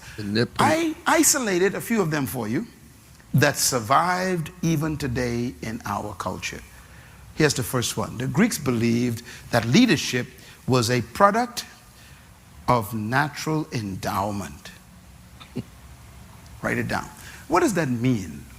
The Greeks believed that certain humans were born with, endowed with certain unique characteristics. And if you weren't born with those qualities, then their conclusion was you were created by the divine gods to be a slave. They believe that. So it doesn't matter what you think about yourself. They would study you and see if you have those natural endowments. If you don't have them, it doesn't matter how many degrees you get from college. You are simply an educated slave. That's a Greek idea. Another one of their beliefs is this: leadership is a product of birth traits. The Greeks believed that you who were born with certain unique traits were automatically leaders. Those who were born without those traits are automatically slaves. So their society was very, very neat. No traits, traits. Slaves, leaders. Let me give you an example, because when I read the traits, I became a little bit sick. One of the traits were, if you were born with sharp-pointed nose, blue eyes, fair skin like white, and thin lips. This is written in their document. You were born to be a leader. Now you know I canceled, right? That's it for me. I done lost a long time. I got dark skin. It's skin deep. Leaders control, this is TV, the way that we think. They said it from the gods. How are you going to fight it if it's from the gods? Yeah, but you know, I always tell people, man, that the word God itself means government of democracy. You know what I'm saying? And that's where that word God came from. Government of democracy. Beautiful. It's a nice acronym. Yeah. Guns, oil, and drugs. Guns, oil, and drugs. Yeah, exactly. That's what they be at. That's the leader of them. Guns, oil, and drugs. In the government of democracy. Of democracy. Because if you look at it back in the ancient days, you know what I'm saying, if you built a kingdom, that whole kingdom was supposed to be, you know what I'm saying, heaven on earth for its people.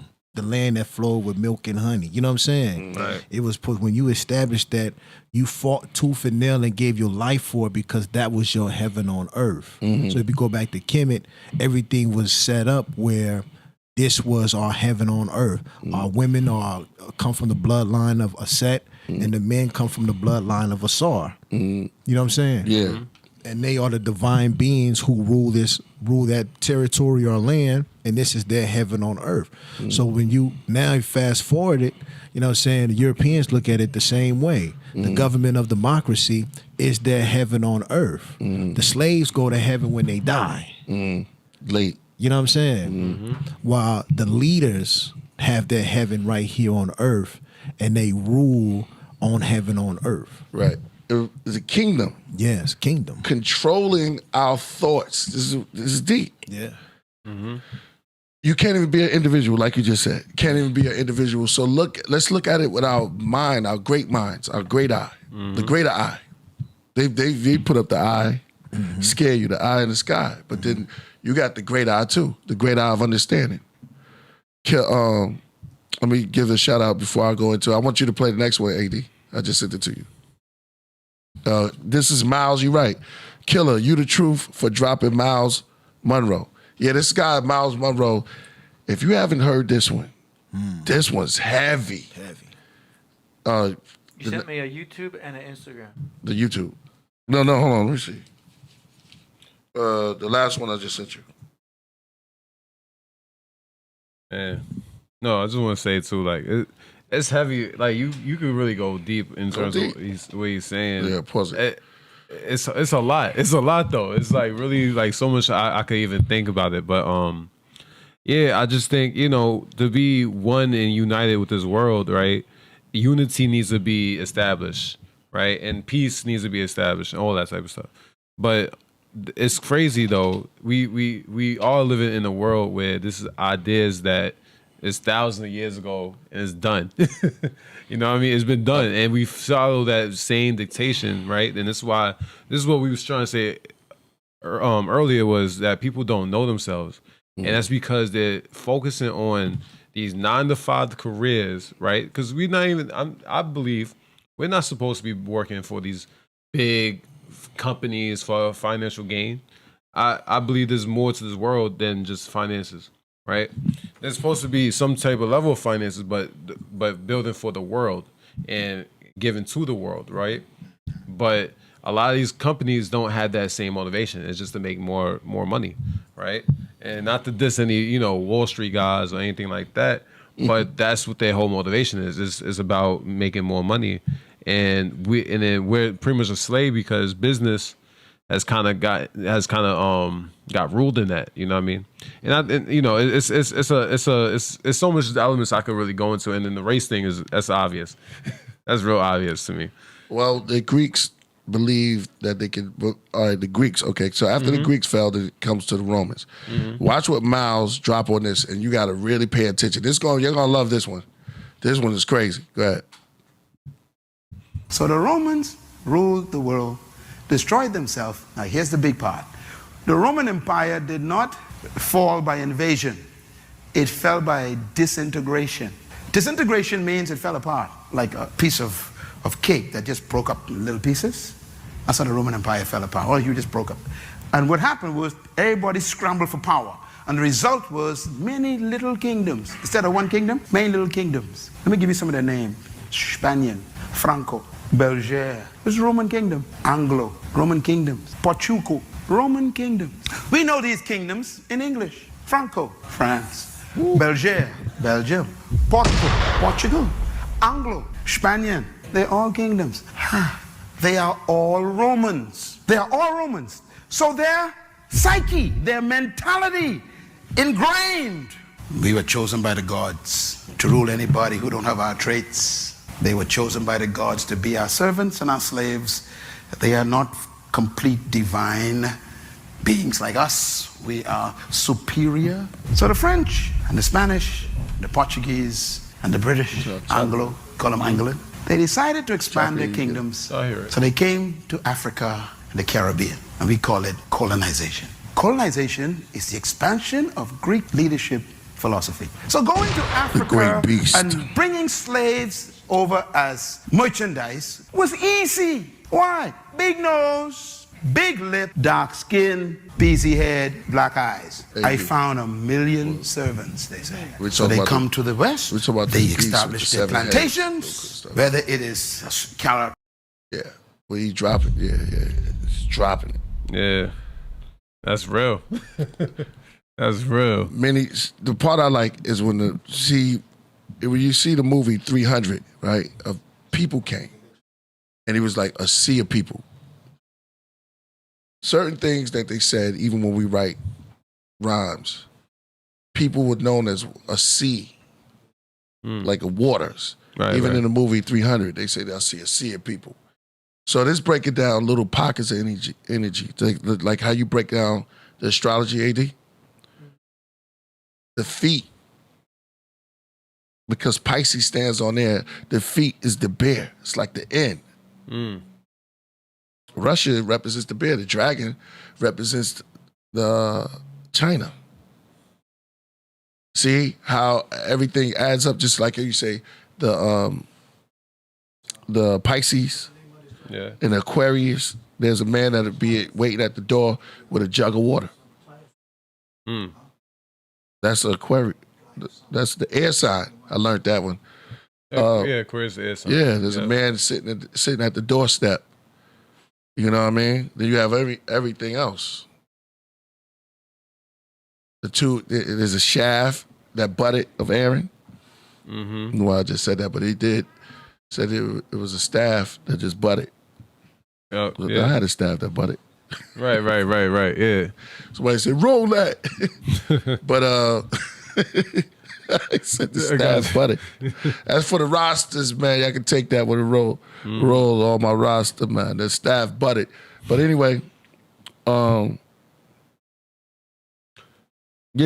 pockets of people in civilizations. You got to look at it like that, man.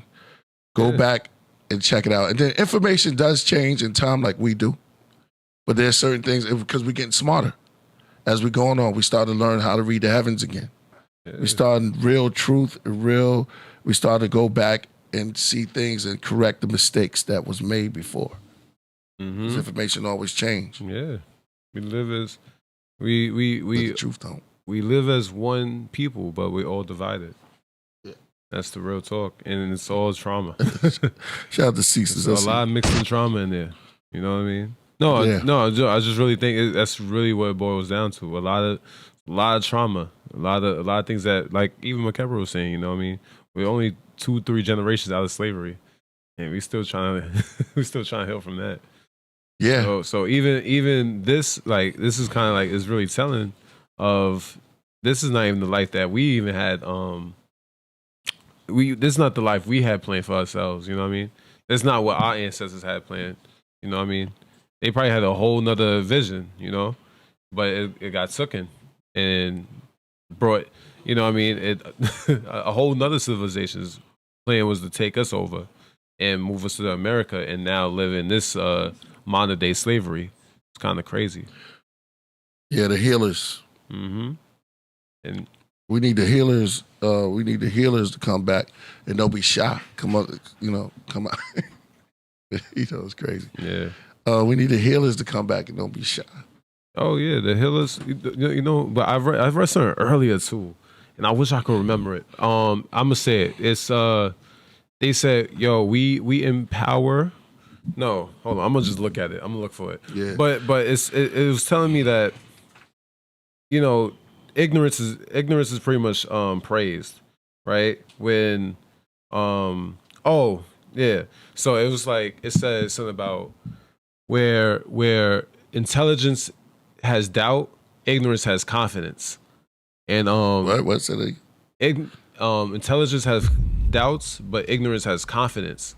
And that's what we go. That's what we going on today. A lot of ignorance could be spread across the land, but it's just a more confident way of living nowadays. Where intelligence could be doubted or mistreated. You know what I mean? Because a person might have actual intelligence and judgment. Look how we treat our look how we treat our so-called nerds, right? We try to belittle them by shaming them by calling them nerds and calling them dorks or whatever, right? Nerds. But those kids were on point in terms of like what they think, because they have a mind, they have a brain, and they was full of learning and knowledge. And we just call it thing. I feel like I just went on a whole nother tangent. No, no, I just thought about it. But like this is something I just thought about in a moment. But you know what I mean? Like we praise the ignorance, right? Those are the cool kids. We call cool kids cool because they're just loved by other people. And it's not because of any intelligence they have. It's because we feed more in terms of just popularity. At the end of the day, it's a popularity contest, you know. Yeah. I know. but Good. I feel like I lost my point. No, go ahead. I want me to bring you back. Yeah, bring me back. The camera pans the cocktail glass behind the blind of plastic pants. I found lady with a fat diamond ring. Then you know I can't remember a damn thing. I think this is one of those deja vu things or dreams that trying to tell us something. Or will I ever not stop thinking about it? I don't know. I doubt it. Baby, you send me. Baby, you send me. You set adrift of memory bliss of you.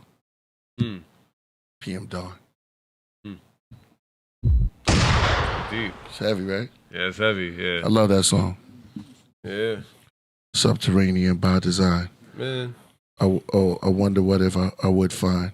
If I met you, I let my eyes caress you until I met you. Thoughts of Miss Princess Who. Woo! I often wonder what makes her work. I guess I'll leave questions to the experts, assuming that there's some out there. They'll probably be alone and solitary. I remember when. Baby, you send me. Yo, let me get some bars. Sailor. Man, you send me. I hit it. Man, it's a lot. Brought you back, right? I said brought you in. Yeah, brought me back. No, I just, it makes me reflect on this world, And everything that we've been talking about today in terms of motivation and spirituality and the vision and how this world is consumed in chaos, right? Mm-hmm. And we're obviously all being tested and all being, evaluated.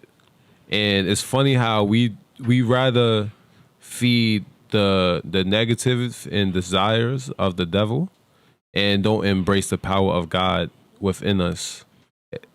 Huh? But I'm just being real. Like this is what it is.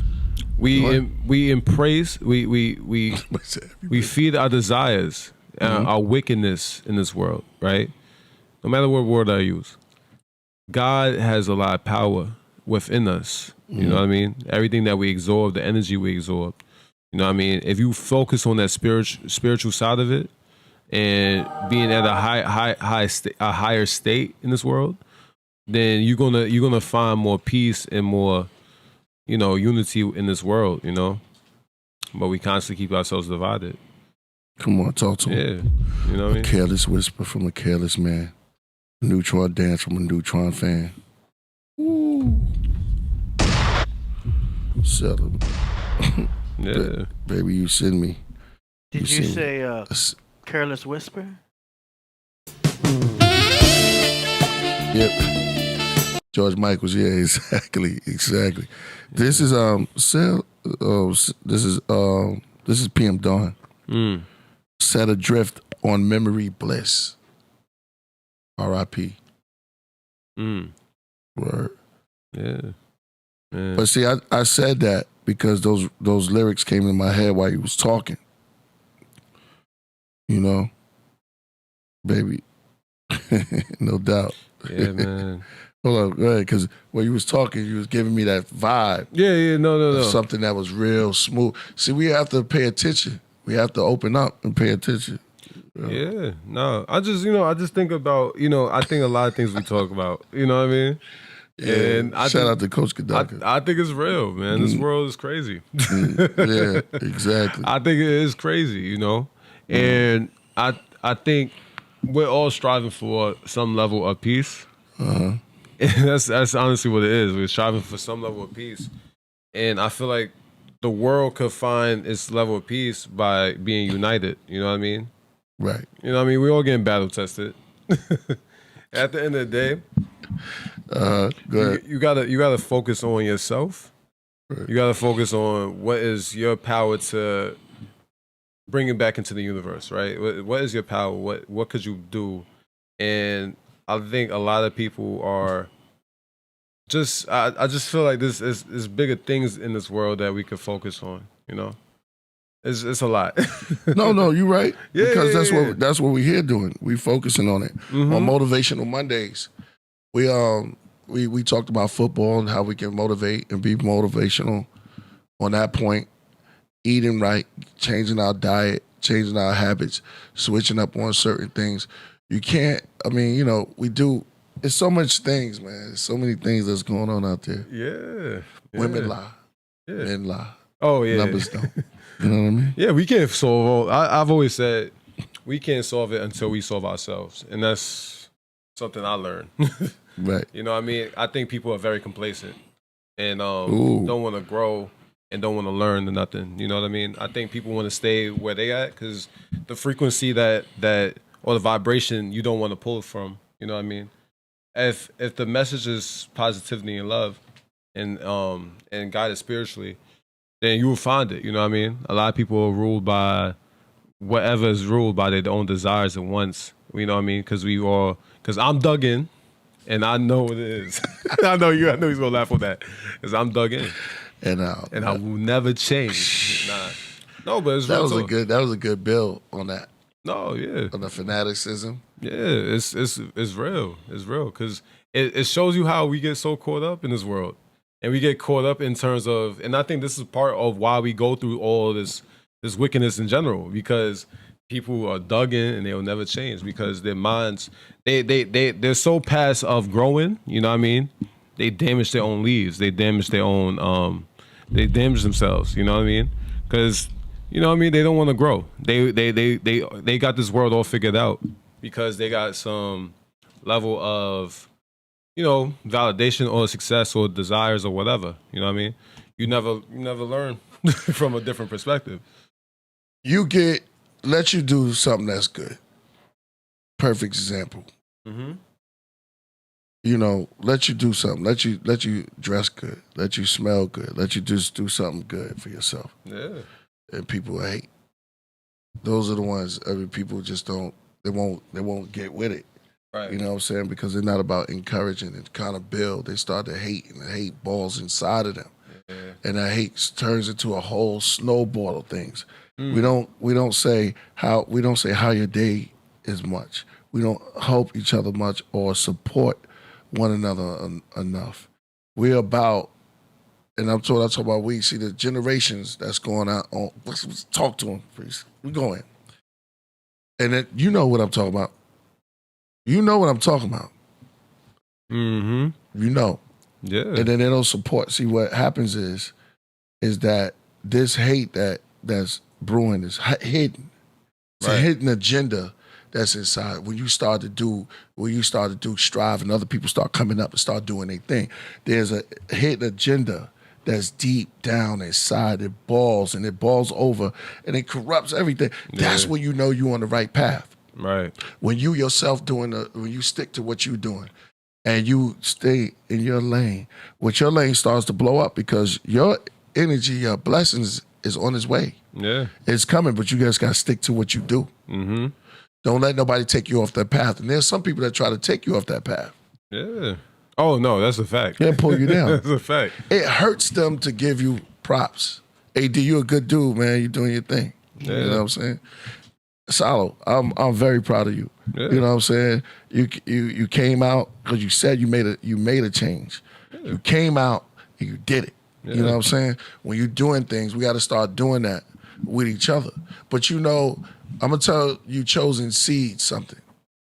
You know, when you're out there and you're building and you're doing your thing, there's going to be haters that surround you, and they're gonna blend with you. You're a good vine. Yeah. And they turn into weeds, and they're going to be around you. So they're going to look green. They're going to look like trees. Weeds look like plants. They're all plants. Nah. It's not the point. You got it. But they look, because I was fooled from the plant. I told you. Yeah. I planted, and I thought when I planted the seed, something else got in my pot. It wasn't a plant. Right, that wasn't the seeds that I ordered. But I watered it, and it looked like the original. It just came out as a plant. It looked like it was the plant I got. But I don't know because it didn't flower yet. It didn't bud. Just coming out. Yep. And it grew all over the place. Yeah. But I was watering it because it camouflaged. Yeah. But you know, something deep to that too, though. I ain't gonna lie, it's something deep. Maybe that was something you should have grown. I don't know. Maybe that was a sign too. You know what I mean? The universe, like maybe something you wasn't expecting. I watered it and it grew, but it got into my pot because that wasn't the flower that I was looking for. It wasn't, but it's what you got. Ain't that? But that's very telling though. You know. Maybe the energy that you was given in love, it changed when you saw how it came out. It was it was just something different you wasn't expecting. But you still made something grow. Yeah. You ever heard of a zombie? There's a wasp that it's called a zombie wasp or the jewel wasp, the jewel wasp. It catches the cockroach and it stings him in his mind. In his nutrition, his brain, puts him to sleep. Doesn't kill him, but it plants seeds. It plants its seeds inside the body. It hosts them, and its seeds grow inside of him.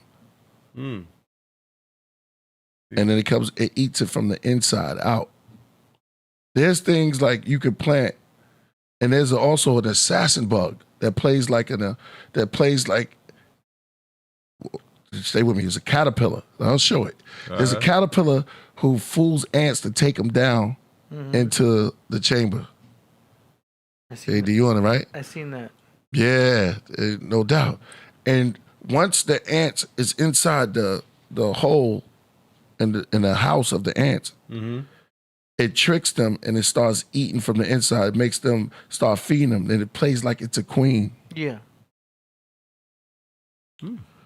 And it destroys from the inside. Don't we have that clip? Didn't you send me that clip? Ooh, go get it, AD. I think you sent me that. From the inside. That's deep. Infiltrates, like turns itself into a Trojan horse. Yeah, it smells like the... It smells like the queen, so they bring it in. Yeah. And then once he's on the inside, he starts eating up everything. And just takes... It's like a hostile takeover in a corporation. Because his intentions is to destroy. Right. Kill. They say the thief cometh not. But to kill, steal, and destroy. But we are the gods, the anointed. Yeah. Said, touch not my anointed. You know what I'm saying? So this for you, chosen people. You're different. Yeah, you're a loner. Yeah, they say you weird. You different. But there's a reason why you different. Right. There's a reason why we all different. I write to get out my stuff. I need to record. Yeah. And I'm glad for that. I'm glad to record. Peace. All right. Yeah. I'm glad. There's a need. Peace. All right. There's a need to record and to get things out. Yeah. And do music. Yeah. Because it's an outlet. Right. If all you poets, all you book writers, everyone out there, it's an urgency for us to get, because you know what? There's a major change coming. Yeah. Oh yeah. That's why we coming together now. It is. It's high vibrations. Yeah. High vibrations. We speak on frequencies. It's frequency time now. Man, I always say the main thing you should always do is try to spread love. It's one love. One love. Spread it. Never spread negativity. She never spread negativity and everything like that because, what I mean? That's toxic. That's damaging to this world. You know what I mean? You got to spread love. Right. That's what is the main key in this world. And I don't think people really get that energy and frequency. We spread a lot of negativity in toxic ways. Right. You know what I mean? But it doesn't help it grow. You know Exactly. what I mean?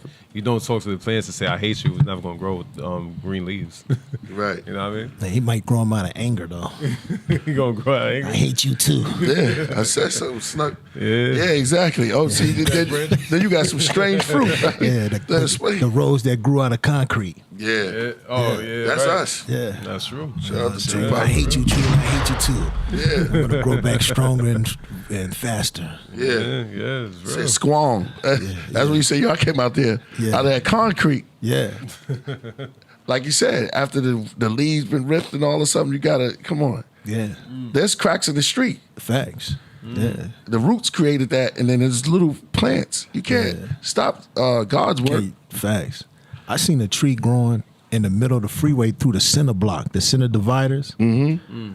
Sprouting right through it. I think I seen that same joint. Yeah, pushed it right on out of the way. Can't break the roots. Yeah. In Stockton, there's a tree that's being in real. the street. I was in Stockton one time. There was a tree in the middle of the street. Yeah, just growing. Yeah. You gotta watch out where them seeds be falling. You can't stop the earth from growing. That's a real talk. You can't stop the earth from growing. Loose end said you can't stop the rain. Yeah. True. And what was y'all building on before I left with? Said we're just going. Yeah. Yeah, we're just going. Yeah, anything spiritual. Just maintaining a high frequency in this world, Yeah. It's all about, it's just a lot of perspective on this world. Like we're all damaged human beings in my way. And it starts from back in the day. I don't think so. I don't think we all damaged. I think that, just applying to my science, I think that everybody on this earth is blessed with a good and a bad life. Right. Nobody's going to have no, there is no cookie cutter Barbie doll life or no cookie cutter this life or whatever. Everybody has a good and a bad life, just like everybody has a good and a bad day. Mm-hmm. And that's just like the science of duality of understanding negative and positive energy and how it correlates in everybody's life. And nobody escapes negativity and nobody is exempt from positivity. Right. And that's what I said about the Dallas Cowboys. Yeah. They got hyped up all year for the letdown. Yeah. Exactly. The good and the they bad. felt that same energy. While the other teams and stuff that's been beat on, like the Detroit, and Baltimore been beat on all year long. You know what I'm saying? They've been talking about how bad Lamar is, and he ain't really a real quarterback. He's not bad for a running back. You know what I'm saying? All the stuff that he done heard. Oh, yeah. Only to turn around now and be like, look at me now. Yeah, exactly. Yeah, You know what I'm saying? He's The good and the feels bad. good. You know what I mean? You gotta go to that. Those failures and those, but it's funny how everybody said that, and look where he became. You know what I mean? Yeah. It just shows you that Still got to win the Super Bowl though. Yeah, facts. Oh, They you got to get don't over win- the glory. Yeah. No, he still does. Behold, the Chiefs are in thy way. Oh, they're in the way, and they're gonna be moved out the way. But look, but that's what I'm saying though. Everything that's being said about him, you know what I mean? There's still glory there. Even if he weren't to win the Super Bowl, I still think his path was already glorious because he's already proven people wrong. Yeah. And I think that's the realest talk because you look he proved the Texans wrong. But what he did to them, he destroyed them single-handedly. Yeah, facts. Yeah, but he came back on the second half of that game. Yeah. Oh yeah. They gave him something in halftime because he came out like a bolt of lightning. Yeah. Yo, what's his name? Who? The CJ Stroud. He didn't throw one touchdown. Not one. But that's his growing pains. Yeah, exactly. Yeah. No, I'm just saying. That's his growing pain. He's the future Lamar. Yeah, what happened exactly. to Lamar when he first front came you, in? Yeah, man. Yeah. It happens, man. It Facts. happens. But it's all growing pains at the end of the day, you know what I mean? But that's good that you y'all changed it to the analogy of the quarterback. Because I think your story depends on how it all starts, right? Yeah. They already projected CJ for greatness. That's a good good example. Yeah. But he still lost and they disrupt him, you know what I mean? You gotta go through that, you know what I mean? And that's how you find greatness. Yeah, Peyton Manning then, you know what I'm saying, kept getting beat up by Tom Brady for a long time. He was Tom Brady's little boy for a long time. Yeah, man. And then he just, you know, one day was like, man, it's time for me to put my big boy pants on and win something. Right. Yeah. And he won. It's real. It's real. Yeah, he did. He had to join the Broncos. No, he did it once in a with Indianapolis. Yeah. Indianapolis. Yeah. And then he did it with the Broncos. Yeah. Broncos, yeah. Even though the Broncos, he was pathetic. He was pathetic. Oh yeah, his arm was gone. Yeah, he was pathetic. But his arm was gone. Von Miller won that for him. Peyton Manning just sat there while they put the the helmet on in his head. Yeah. They gave him the crown. All he had to do was stand there. They just told me they took the pictures with the ball and they just carried him all the way there. Yeah. Sometimes when you do great things, you know, you need a team to carry you. He got tired. His arms worn out over the years. But Peyton Manning's still one of the greatest quarterbacks. Oh yeah, no doubt. Smartest quarterback. Huh? I'm ready to build. Yeah, man. Anytime we like we were saying before, we was talking about building up the community. Yeah. Right. And stuff like that. So that I'm all about that, man. So you said you had somebody that's incredible. Yeah. Going for to be a judge, man. So to give everybody a background history, you know what I'm saying? Last year, if you've been following me or know anything about my life or anything like that, you know what I'm saying? You know, last year I went through some trials and tribulations. You know what I'm saying? You know, but the cold thing about it though, you know what I'm saying? You ask my queen and she'll tell you is that, you know, not saying that I'm a predictor of things to happen, but I kind of felt like something was coming up in my life and I was about to go through a trial and, you know what I'm saying, tribulation in my life. And it was like, I predicted it to the day. I even told some of the comrades, I was like, yo, watch out October 1st, man. It's something that's going to go down. And I couldn't put a finger on it, but I knew something was happening. And boom, October 1st, the universe came at me and was like, yeah, it's not nothing out there, it's you. You know what I'm saying? Yeah. So I ended up getting into some trials and tribulations and end up getting incarcerated. And in my incarceration, I met an angel. Hey. It's blessed. You know what I'm saying? You know what I'm saying? Yeah. Somebody that, you know what I'm saying, that was there to, you know what I'm saying, not only protect me, but to guide me. And, you know what I'm saying, strengthen me as a man, as most black women should do. You know what I'm saying? They tell me like, hey, you know, stop feeling sorry for yourself. This is something that you have to go through, and you're going to go through it regardless. You know what I'm saying? Yeah. You're going to have to go through this fire whether you want to or not. And it's deeper than just what you think it is. You think it's just you being locked up, but it's deeper than that. It's deeper than what you think it is. You know what I'm saying? So it's like, you know what I'm saying, out of this torment and fire that you're going to go through, you're going to come out like brass. Or gold that's been purified, that dirt. You know what I'm saying? Tried in the fire. Yeah, you know what I'm saying? So, wow. Long story short, you know what I'm saying, I get out and going to a party and Angel was there. Wait a minute. Wow, that's crazy. You know what I'm saying? Yeah. That's crazy. And I kept looking at her and I was like, man, she looks familiar. My homie, you know what I'm saying, she don't know this, but my homie was like, yo, hook me up with her. This was before I even know who she was. My homie was like, yo, hook me up with her. She is the most beautifulest woman in here. I want to talk to her. Hey. So I was like, you know how homies do. Right. You know what I'm saying? Let me go put in the word for the homies. So then I was like, hold up, I know you. See how that happened? Yeah, the universe came back around. I was like, hold up, I know you. And she was like, I know you too. And I was like, wow. So you know what I'm saying, we end up connecting, and then she ended up telling me like, yo, you know what I'm saying, I'm due for greatness now. I'm running for judge now at Compton. You know what I'm saying? And me being a 3-generation, you know what I'm saying, Comptonian, I was like, yo, you know, let me, you know what I'm saying, connect her with my peoples so she can have a platform to express and hopefully drop some knowledge on her, because she dropped a lot of jewels on me while I was in there, but I want her to really, you know what I'm saying, dive into how she see the system and what's really going on in the world, because, you know what I'm saying, like we were talking about the yin and the yang. Our perspective as men and how we see society sometimes be a whole lot different than how the queens see it. Right. You know what I'm saying? And how they, you know what I'm saying, can and you know what I'm saying, navigate and see society. We don't see it the way that they see it. Yeah. Right. You know what I'm saying? Yeah. So it's good for us to get that understanding of why power is important and why we must strive for greatness just like our ancestors did. Right. You know what I'm saying? So, you know what I'm saying? I would like to introduce this queen. Her name is Rhonda Haymon. She's a very, very intelligent woman. And I want her to come up here and build with us for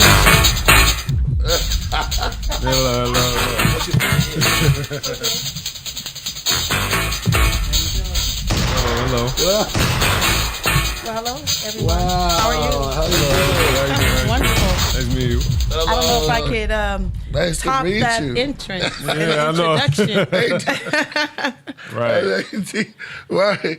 So, yeah. Oh, man. So you're a lawyer, right? I am. You know, you and I have something in common. Oh, yeah? We're both navigate by the sun. Wow. I think I'm feeling It's that Leo energy. Leo in the building. Leo energy. Wow, that's crazy. Huh? Yeah, I told him. So I told him. Yes. Oh, there you go. She give me more Leo energy. Yeah, I feel it. I feel it already, man. I can tell by the smile. Yeah, We're 8 days apart. 8 days apart. Wow. So you the 8th or? I'm the 8th. Yeah. Hold on. I'm 8/8. Wow. This is year 8. My mama's birthday is the 8th. Yours is the 9th. Yeah. Yeah, my mama's birthday is the 8th. Well, yours is the 16th. My mom's birthday is the 9th. Yeah. Oh, okay, she your mom. translated, My yeah. mom's birthday is August 8th. Wow. Oh, wow. That's crazy. Wow. Did You we see just the make connection? this is all. Oh man, this is all. Real tough, quick, man. can I get y'all just to move in a little bit more? Yeah, towards, come on down. Come on down. Yeah, because my camera angle gets mostly from that corner. There we go. There we go. We good. Yeah, we all up in this building. Oh man, Leo in the building. Yes. Yeah. So that makes sense. Powerhouse leaders. There you go. Oh man. Bless. It's on, y'all. It's on. It's on right now. Yes. The sun is shining. Yes, it is. There you go. What a glorious evening. Oh man, it's that Leo energy, man. That's my mom's too. I felt that energy. You know, my mom's. My sister's a Leo too. She passed away though. Yeah, hers was August 5th. Everybody in my family is Leos. Yeah. Uncles, Vibration. cousins, Yeah. Either Leos or Scorpios. Wow, that's crazy. Yeah, bless. Oh man, so yeah, I heard so much about you. So you're a lawyer. Yeah, so Beautiful. you know, my name is Rhonda Haymon.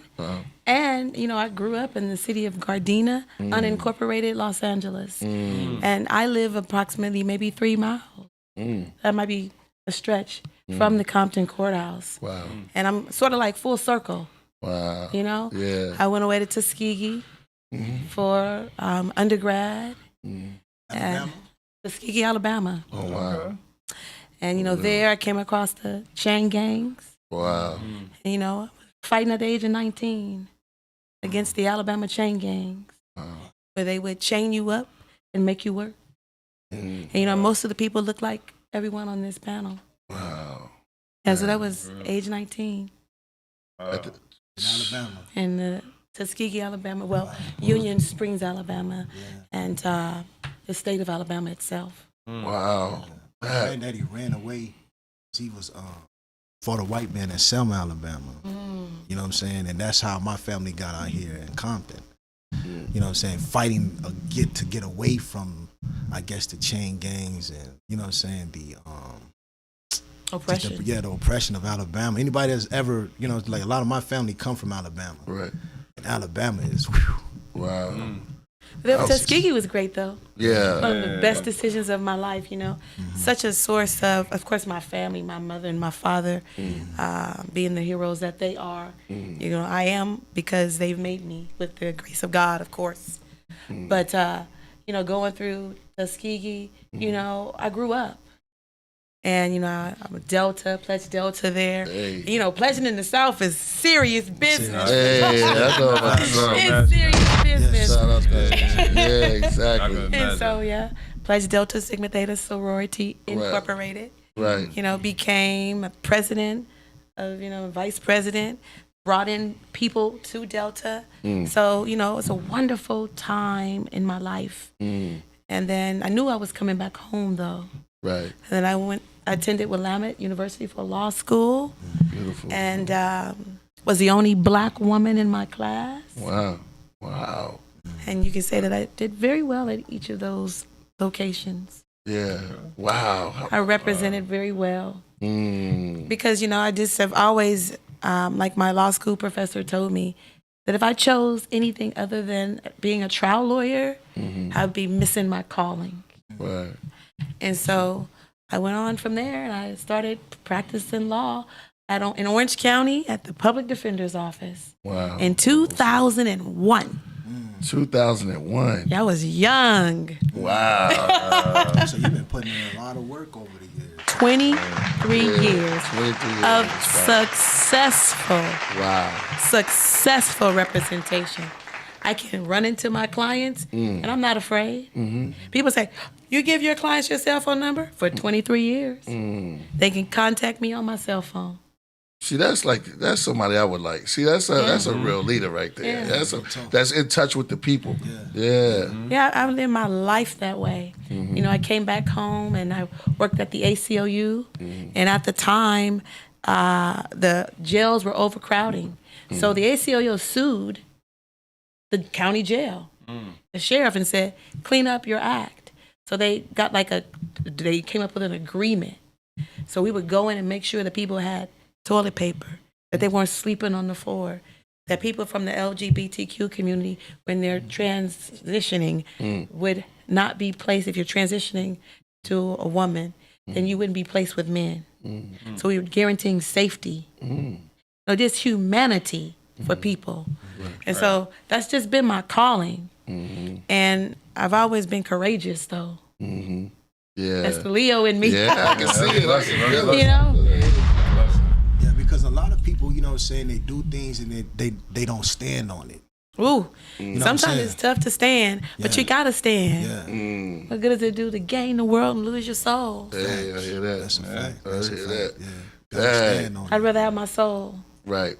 I really would. And I've been living that life. And the fact that Compton Court is so close to my house, I'm full circle. Yeah. Because I worked in Orange County for 3 years, did an amazing job for my clients there. Right. Amazing. Right. Which equals not guilties and dismissals and justice. Amazing. Because the system is unfair. Right. Yeah. And that's the reality of it. That's not from a defense perspective. It's unfair because too much power in the wrong hands. Right. Could you give us some examples? Okay, well, my client's been charged with a crime. Can I get the video, please? Yeah. The day before the jury starts coming in. Oh, and please don't punish the lawyer who's fighting for the video. If it's on video and he stole what you say he stole, why do I have to receive the video while the jurors are coming in? And this case has been pending for 90 days, 60 days. Why do I have to receive 500 pages of discovery after you, the district attorney, and or the judge say that this case must go to trial, and you deem the attorney ready, and then you get discovery dropped on you in the middle of the trial. You say, I'm not going to have a chance to review this before we've selected the jury. How do I know that there's not something damaging in this discovery that the jurors won't like? That's unfair. And those are facts, and that happens. Wow. That's crazy. And then when you go up against the system and you don't toe the line, then they come for you. They come for you. But I stand against them. And I've stood against them for 23 years, and still I rise. You got the real balls. Yeah, that was heavy. That's heavy. I think it was in the kind of situation where you was like, they just giving me the information, and I was like, what? You know what I'm saying? Because it's like a lot of people, you know what I'm saying, dealing with discovery, you know what I'm saying, for those who read on the discovery is the evidence that's been brought against you by the people, supposedly. Yeah, the videos, You know what the witnesses, whether they have records, whether they have a bias against you, all that stuff, that it's not given up without a fight most of the time. Right. You know, you are in court during the course of the day, and then you get in discovery at 4:51 p.m. the day before the preliminary hearing, the hearing where you're determining whether the California can charge you with a felony or not. Your lawyer's receiving discovery while she's in court or just finished court the day before your hearing. And then when you go into court, the judge says, oh no, you have to do this prelim. But I haven't had a chance to review what has been provided by the DA. But the problem is that these are people who are considered voiceless. They don't have a voice. And those who speak for them, oh, we're shady, we're vilified, we're not worthy. But what this does is it teaches me to learn the law and learn it cold. Right. Wow. And, you know, and because I started fighting so tough, I started working and being an adjunct professor at Southwestern Law School. So I'm showing them and telling them what I go through as a lawyer. And I want them to change the narrative, whether you're going to be a prosecutor, a defense attorney, some of you will become judges. Be fair to the process. Right. Right. I just want to, the cat is hungry. She is already determined who I am. She yeah. has sniffed me up. But Yeah, I knew this would occur because animals love me and they are attracted to me. I heard some show you guys had the other week where someone had a snake. Yeah. And I said, oh, Lord. Judy. Yeah. And they were talking about me, talking about staying away from animals. Because I'm one of those, I'm plants, animals, green earth, all that. Oh, that's fine. That's real. That's the Leo in you. That's real. That's beautiful. So, yeah. Yeah, so. I think it's important that people know what really happens. Yeah. Because they don't know. And, you know, the judges, they have a lot of power. You know, we're focusing on who's going to be the DA. Right. Who are these judges? Right. Why don't they reflect our community? Remotely. 80% of the judges in Los Angeles County are Caucasian Americans. But when you look in the audience, you see nothing but brown, Latinos and black people. So is it that Latinos and black people don't know how to be judicial? We don't know how to be impartial. We don't know the law. It's a farce. We do. And we know it better sometimes because we're held to a different standard. Right. No, that's good. That's on point. So, that was beautiful. So, we're on our plight to become judge now. Yes. How did that start? Well, I've been targeted as an attorney because I'm successful. I'm friendly. I'm nice. Yeah. Until you try to not obey the law. That's real. Then I am tenacious. I don't stop until I receive the answer. Whether it be good or bad, I'm on it. And so that bugs some judges. They want to just push the case. Right. Just another number. I call it a cattle call. Well, that should happen on a form, not where people's lives are at stake. I'm not a surgeon, but guess what? I have defended people who face the rest of their life to be incarcerated. That's tremendous. That's a whole new lifestyle. Yeah. I can wear my pink coat. You know, that's the first step. My gloss. These may be petty, but I like these things. It's real. That's deep. I like driving up to my house. That's your personality. Yeah, you know, all those things. Right. I like my persona. Right. You just another number in prison. Right. To know that someone will be telling you what to do for the rest of your life. Locked away for life. You have to earn that. If the person has committed the crime, well, let's see what has happened. Why are you hiding evidence? Why am I receiving discovery in the murder trial? So some judges have allowed that. And they target me while I'm in the trial. Target me. And so what happened is what I would say, in Compton Court, there's a mural. Mm-hmm. Martin Luther King coming up on his beautiful birthday passed, but this month. His son just passed away. I know, I heard. Yeah. Yes, tremendous. Yeah. Not to break That's it why down. you got to live your life to the fullest while you have the breath of life. Yeah. And that's why I have the motto that I will fly without a net, and I never look down. I never look down. Because when I leave this life, I'm going to leave an indelible mark. I've made changes as I've been an attorney. I've gone to courthouses and seen unjust things occur. And people have stood against me, but I have stood in my ground and I've effectuated change. So that's why they're afraid now, because I'm running for judge. Yeah. And I'm running against a judge. Yeah. And I've done it because of the unjust manner that people are being treated in the Compton courthouse. See, a judge in LA County the whole LA County votes for the judge. Right. Because I could be placed anywhere, not just in criminal, but I'm ready. Right. Because I can go to family law. Because when things go wrong in family court, where does it end up? Criminal court. And so I've got to understand the proceedings and what transpired that brought us to criminal court. Right. So I have to understand that. A contract dispute, something goes wrong, I got to understand the nature of the contract, why it went wrong, who was on one side and who was on the other. Right. Family court, I'm ready for that also. Right. Because child custody rights, people begin to say one person did something and one person did another. I got to understand the proceedings. And I've had over 60 plus jury trials. And let's just say I can see my clients who face life in the grocery store on Christmas Day and say hello to them as they're shopping with their family. I've been very successful. Right. But it's because of that success that I was targeted. Wow. And the unjust manner in which I was treated. I said, you know what? I can't change it here as a defense attorney. Right. Yeah. I've got to change it from that bench. Because when I take the bench, first and foremost, I'm going to treat every person with respect. And I'm going to diversify the bench.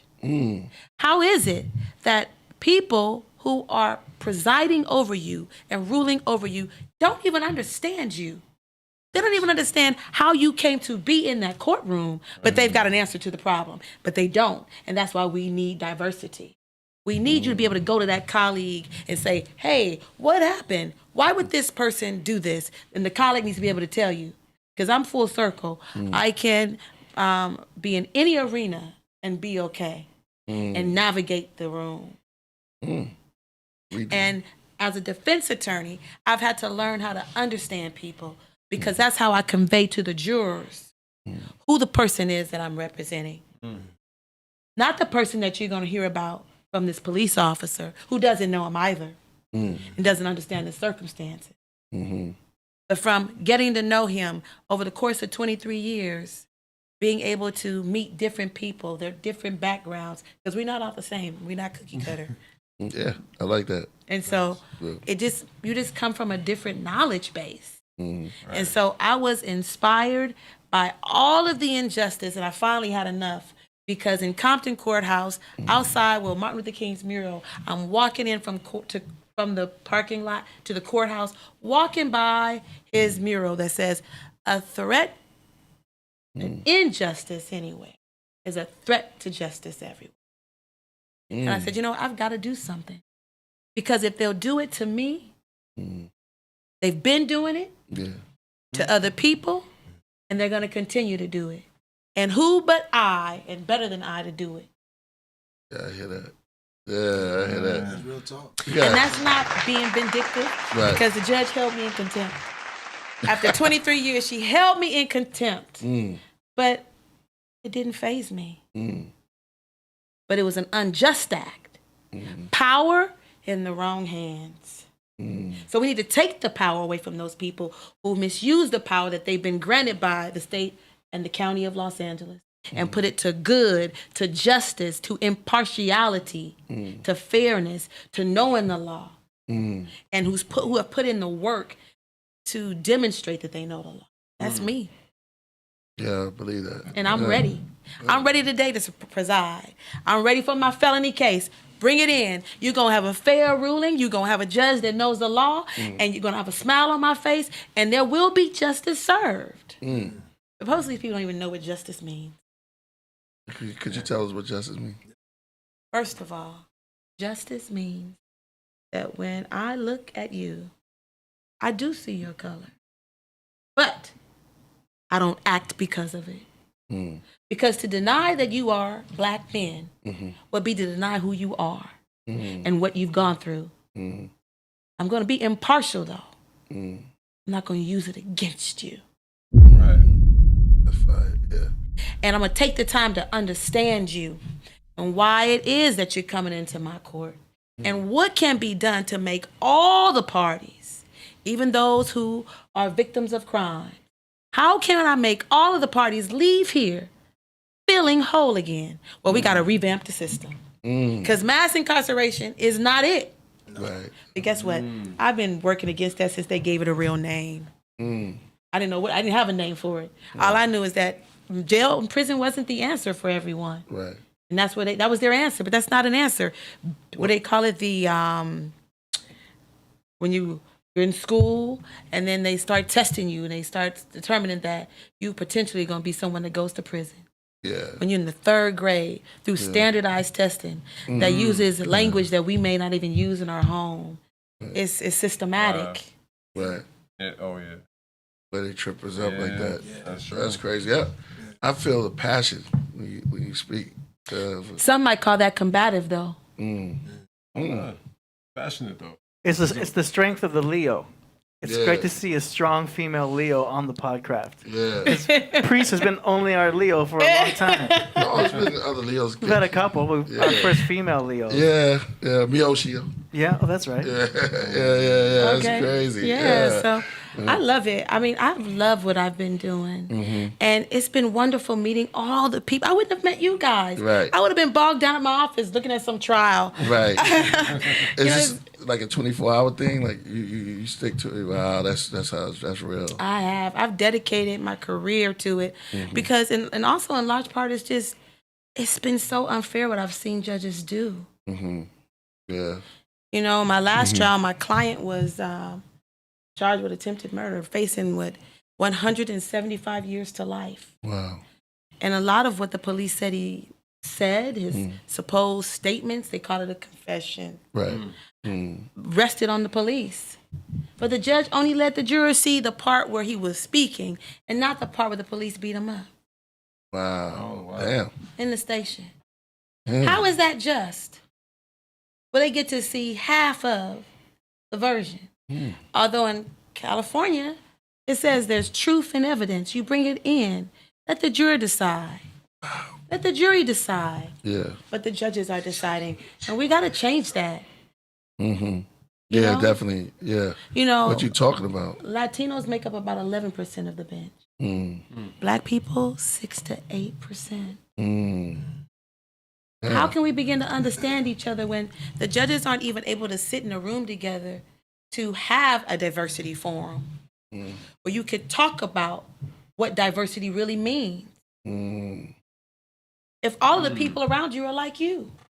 And I'm not talking about diversity this way only. Right. I'm talking about state of mind. Right.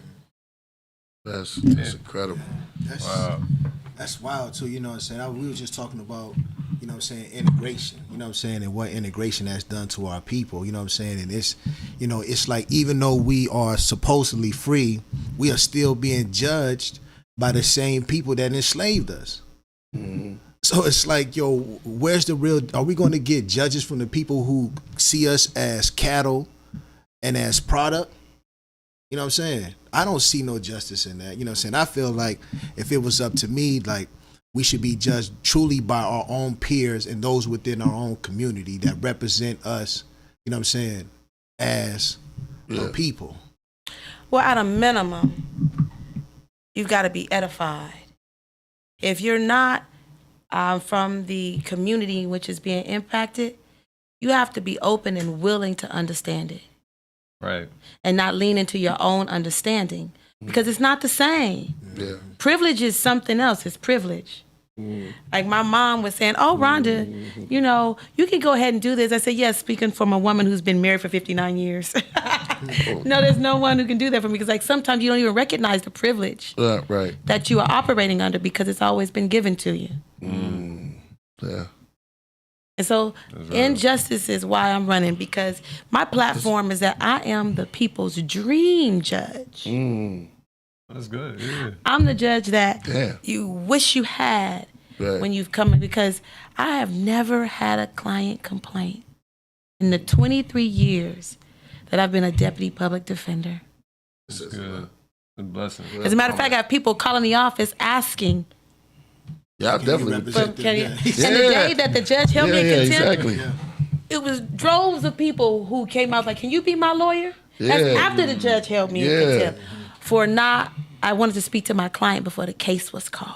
Right. Yeah. So how dare I? Like a family member. How dare I? Right. I just haul him into court without him knowing what was going on. Right. Without a formal introduction to his lawyer. Right. So. Damn. I hold it as a badge of honor. That's the reason why. That's the reason why she held me in contempt. And there were some other things they said, but they didn't flush out. It was clean. Okay. Who's this? The court? Well, the judge. She held me in direct contempt. What? But yeah, she had said some other contempt proceedings and she couldn't prevail on them, so she decided another way to do it. But listen, at the end of the day, I rise. It was inspirational. I like that.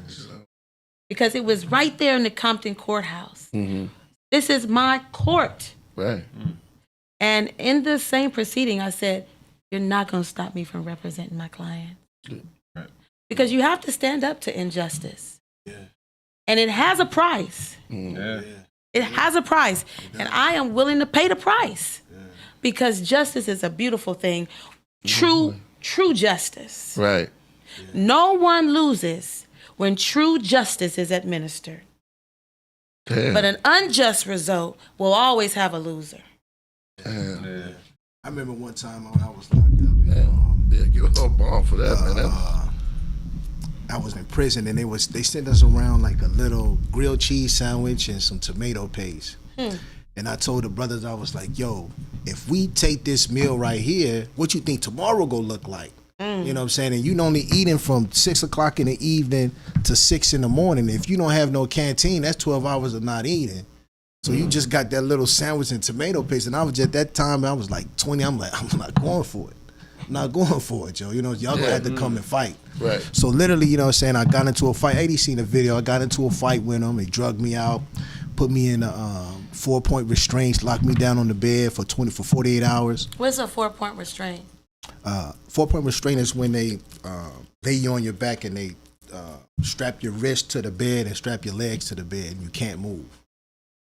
Damn. That's crazy. Yeah. Yeah. And they stay and keep you like that for they only let you get up to eat and, you know, use the bathroom. That's legal. Yeah, that was. Listen, but this is Virginia. Virginia's a Commonwealth state, and it's a real super racist state. But I say that to say that you needed me. You should have written me about this. I would have been there in a heartbeat. If I'd have known you at that time, I definitely would have called you up. You know what I'm saying? This is terrible. But like you said, you know what I'm saying? Standing up to justice has a price. Yes, it does. You know what I'm saying? And a lot of brothers, you know what I'm saying, we go through a lot of things and we turn a lot of blind eye because we don't want the force of physical confrontation with a powerful force that you know, like at the end of the day, if I take this stand, I'm getting beat up. You know what I'm saying? And a lot of brothers don't want to take that stand. And there's a lot of reason why we have the situation that we in now, because people don't want to stand up against injustice. Cool thing about it is, after I was released and let back up and was able to move around in my cell, the warden came. And the warden came to my cell and he was like, Mr. Snare, I just want to say that I apologize for what happened to you, and you will never receive a meal like that again. That's awesome. You know what I'm saying? That's worth it. Yeah, but it took me standing up and putting my life on the line. Yeah. You know what I'm saying? For Yeah. You know, it's what I felt was right at the time. Yeah. You know what I'm saying? But how many brothers is willing to do that? How many people are willing to sacrifice themselves? You know what I'm saying? Right. Like that new movie that's coming out called The Book of Clarence. Where he, you know what I'm saying, he sacrifices himself for his people. You know what I'm saying? Or with Jesus. You know what I'm saying? Yeah. So you know what I'm saying? We really live in a time like we was talking about the Romans rule everything. Yeah. And the Romans' #1 rule is you can't have a Messiah. So when you step up and you declare yourself to be a Messiah for your people, be ready to bear that cross. Right. That's the rules that we live in today. Well, exceptional wouldn't be exceptional if everyone did it. Fact. Right. Well, yeah. Well, that's what you're doing right now. I'm exceptional. Yeah. And you know, there are a lot of barriers that you come across because there's a process that's archaic. And it's been in existence for a long time. Right. And I believe that it is contributing to the lack of diversity. And they need to be broken down. They need to be broken down. And I'm just the person to do it. Yeah. You know, I teach criminal procedure and litigation. I mean, I feel so good when I'm there. Right. Because I'm influencing future lawyers and judges. Right? Right. And all I really talk about is fairness and courage and equity and being strong. Yeah. And we recently went to a mock trial where they were competing. And it's the Joan Benet Ramsey story. Right. So you have the defense and the prosecutor. Right. And it's the Black Student Lawyers Association. Okay. You know, the organization they have for the Black students to come in, that they need some more support because historically we haven't been a part of these organizations and these universities. So those type of organizations are there to give us the support we need to, you know, persevere. And my team was amongst the winners. And so we're going to be going to nationals. Yeah. And I love what I do. I can but tell I'm that. ready to take it to the next level. Right.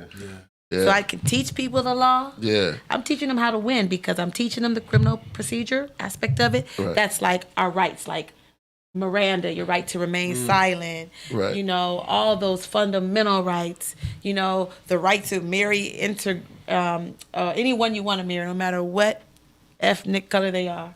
You can get married. Right. So all of those laws, I'm teaching them the essence of that. And then I'm teaching them how to litigate it and win. Right. Now, what you're doing, is it considered taboo? Oh, yes. But guess what?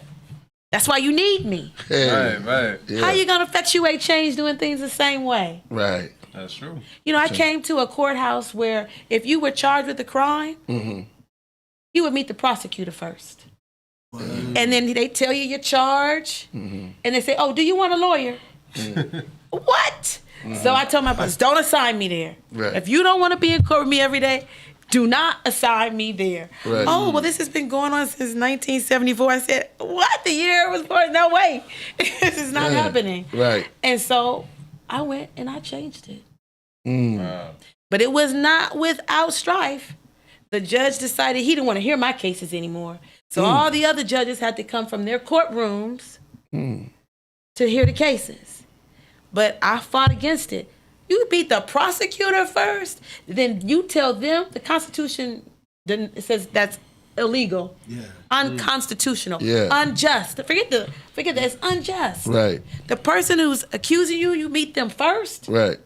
Then they make you an offer, and I'm not witnessing it. It's based on their word, what they tell you. Right. Then you got to tell them whether you want a lawyer or not. Sounds unjust to me. Yeah. You're criminalizing yourself or having the potential to. Yes. Yeah. And so we fought. And public defender's office stood behind me. Wow. And we changed it. Man, remember, she's a lawyer, man. You make it seem like we all can just go up there and talk. Yes. Oh, yeah. For real. Fashion, too. Yeah. Yeah. Yeah. You know, You gave me inspiration just by just sitting there. I feel like I'm going to court tomorrow. All type of stuff. It's not easy. You know, I've had a lot of rough days. You know, at one time, I had 4 contempt proceedings pending against me. They're going to get Rhonda Haymon. Why they after me if I'm displeasing people left and right, if I'm not smart, if I don't know the law? You think they'd be bothering with me? Right, yeah. They wouldn't care less about me. I'm only a threat if I'm going up against that unjust system. But that old tradition. Old tradition. Yeah. The old way of doing things when we know it doesn't work. Throwing people in jail does not work. Yeah. You bring them out to the community, and what have we gained? Nothing. Social anxiety. Yeah. What have we gained? Right. Someone who sees the Oreo cookies Right. opening from a different way. Because remember, they used to tear it open from the front part. Right. Now you lift it up in the middle. Y'all know y'all eat Oreos. Stop playing. Okay. So now you lift it up from the middle. Yeah, it's right? more bougie now. Yeah. I saw bougie. That's right. Tears come to someone's eyes because during the time frame, they done changed how you open up Oreo cookies. Something so simple. So that's why I could talk about lipstick and I'm not minimizing incarceration. Right. Because it's a heavy load. Yeah. Right? And there's going to be something to say, but what about the victims? Well, I'd like to see a day where no one wants to do a smash and grab. You know why? Because you're going to give them something to lose. Any man who can go on video without a mask on and go and smash and grab something, is that a man that has something to lose? No. That tells me he don't even have a job. He's not worried about his employer seeing him. What about his family? Is he worried about his family seeing him? Yeah. No. We got to give people something to lose. Something that they can say is theirs and in their community. So they never think about doing those things. But it don't start with incarceration. Yeah. Where it started. Ooh, home, love, Right. mom and dad. And then if you have to have surrogates, those people knowing how to love. Right. Justice is born out of love. That's real. Yeah. Yeah. Love. You can have no justice without love. That's deep. It's all about understanding. Yeah, that's real. Wow. What do you think about the brother that jumped up on the bench? Was that about like 2 weeks ago? Oh, the flying felon. The flying felon, yeah. They call him the flying felon. All I'm going to say to that is we don't know the whole story.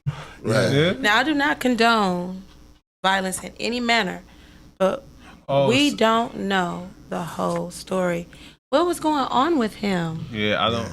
Dave Flores. And then we didn't see the whole thing. In accordance with the laws of the state of Nevada. And what is his ethnicity and what is the ethnicity there? Oh, he really got to her. Yeah. Oh, Tara. Oh. I think it was her tone because she said something like, I think I want to see. It sounded like she was being personal about it.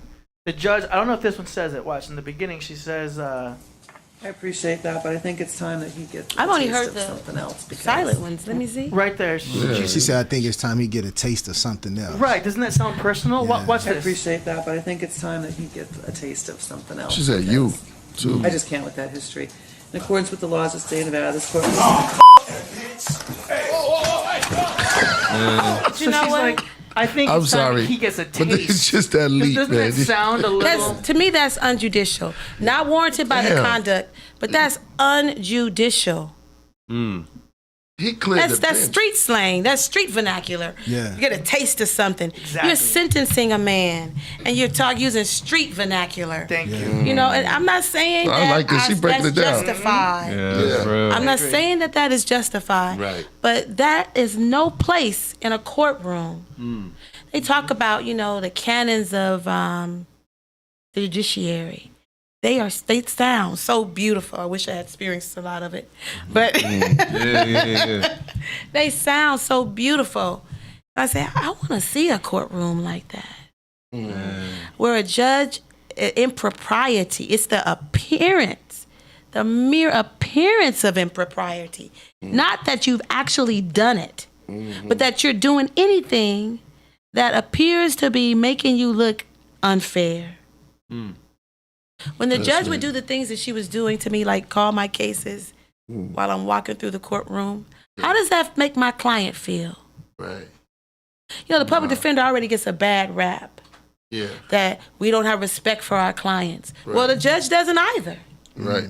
How is that client supposed to have faith in me? Right. If the judge doesn't give me the respect of coming to counsel table and requesting my case to be called. Right. How can my client have faith in the system?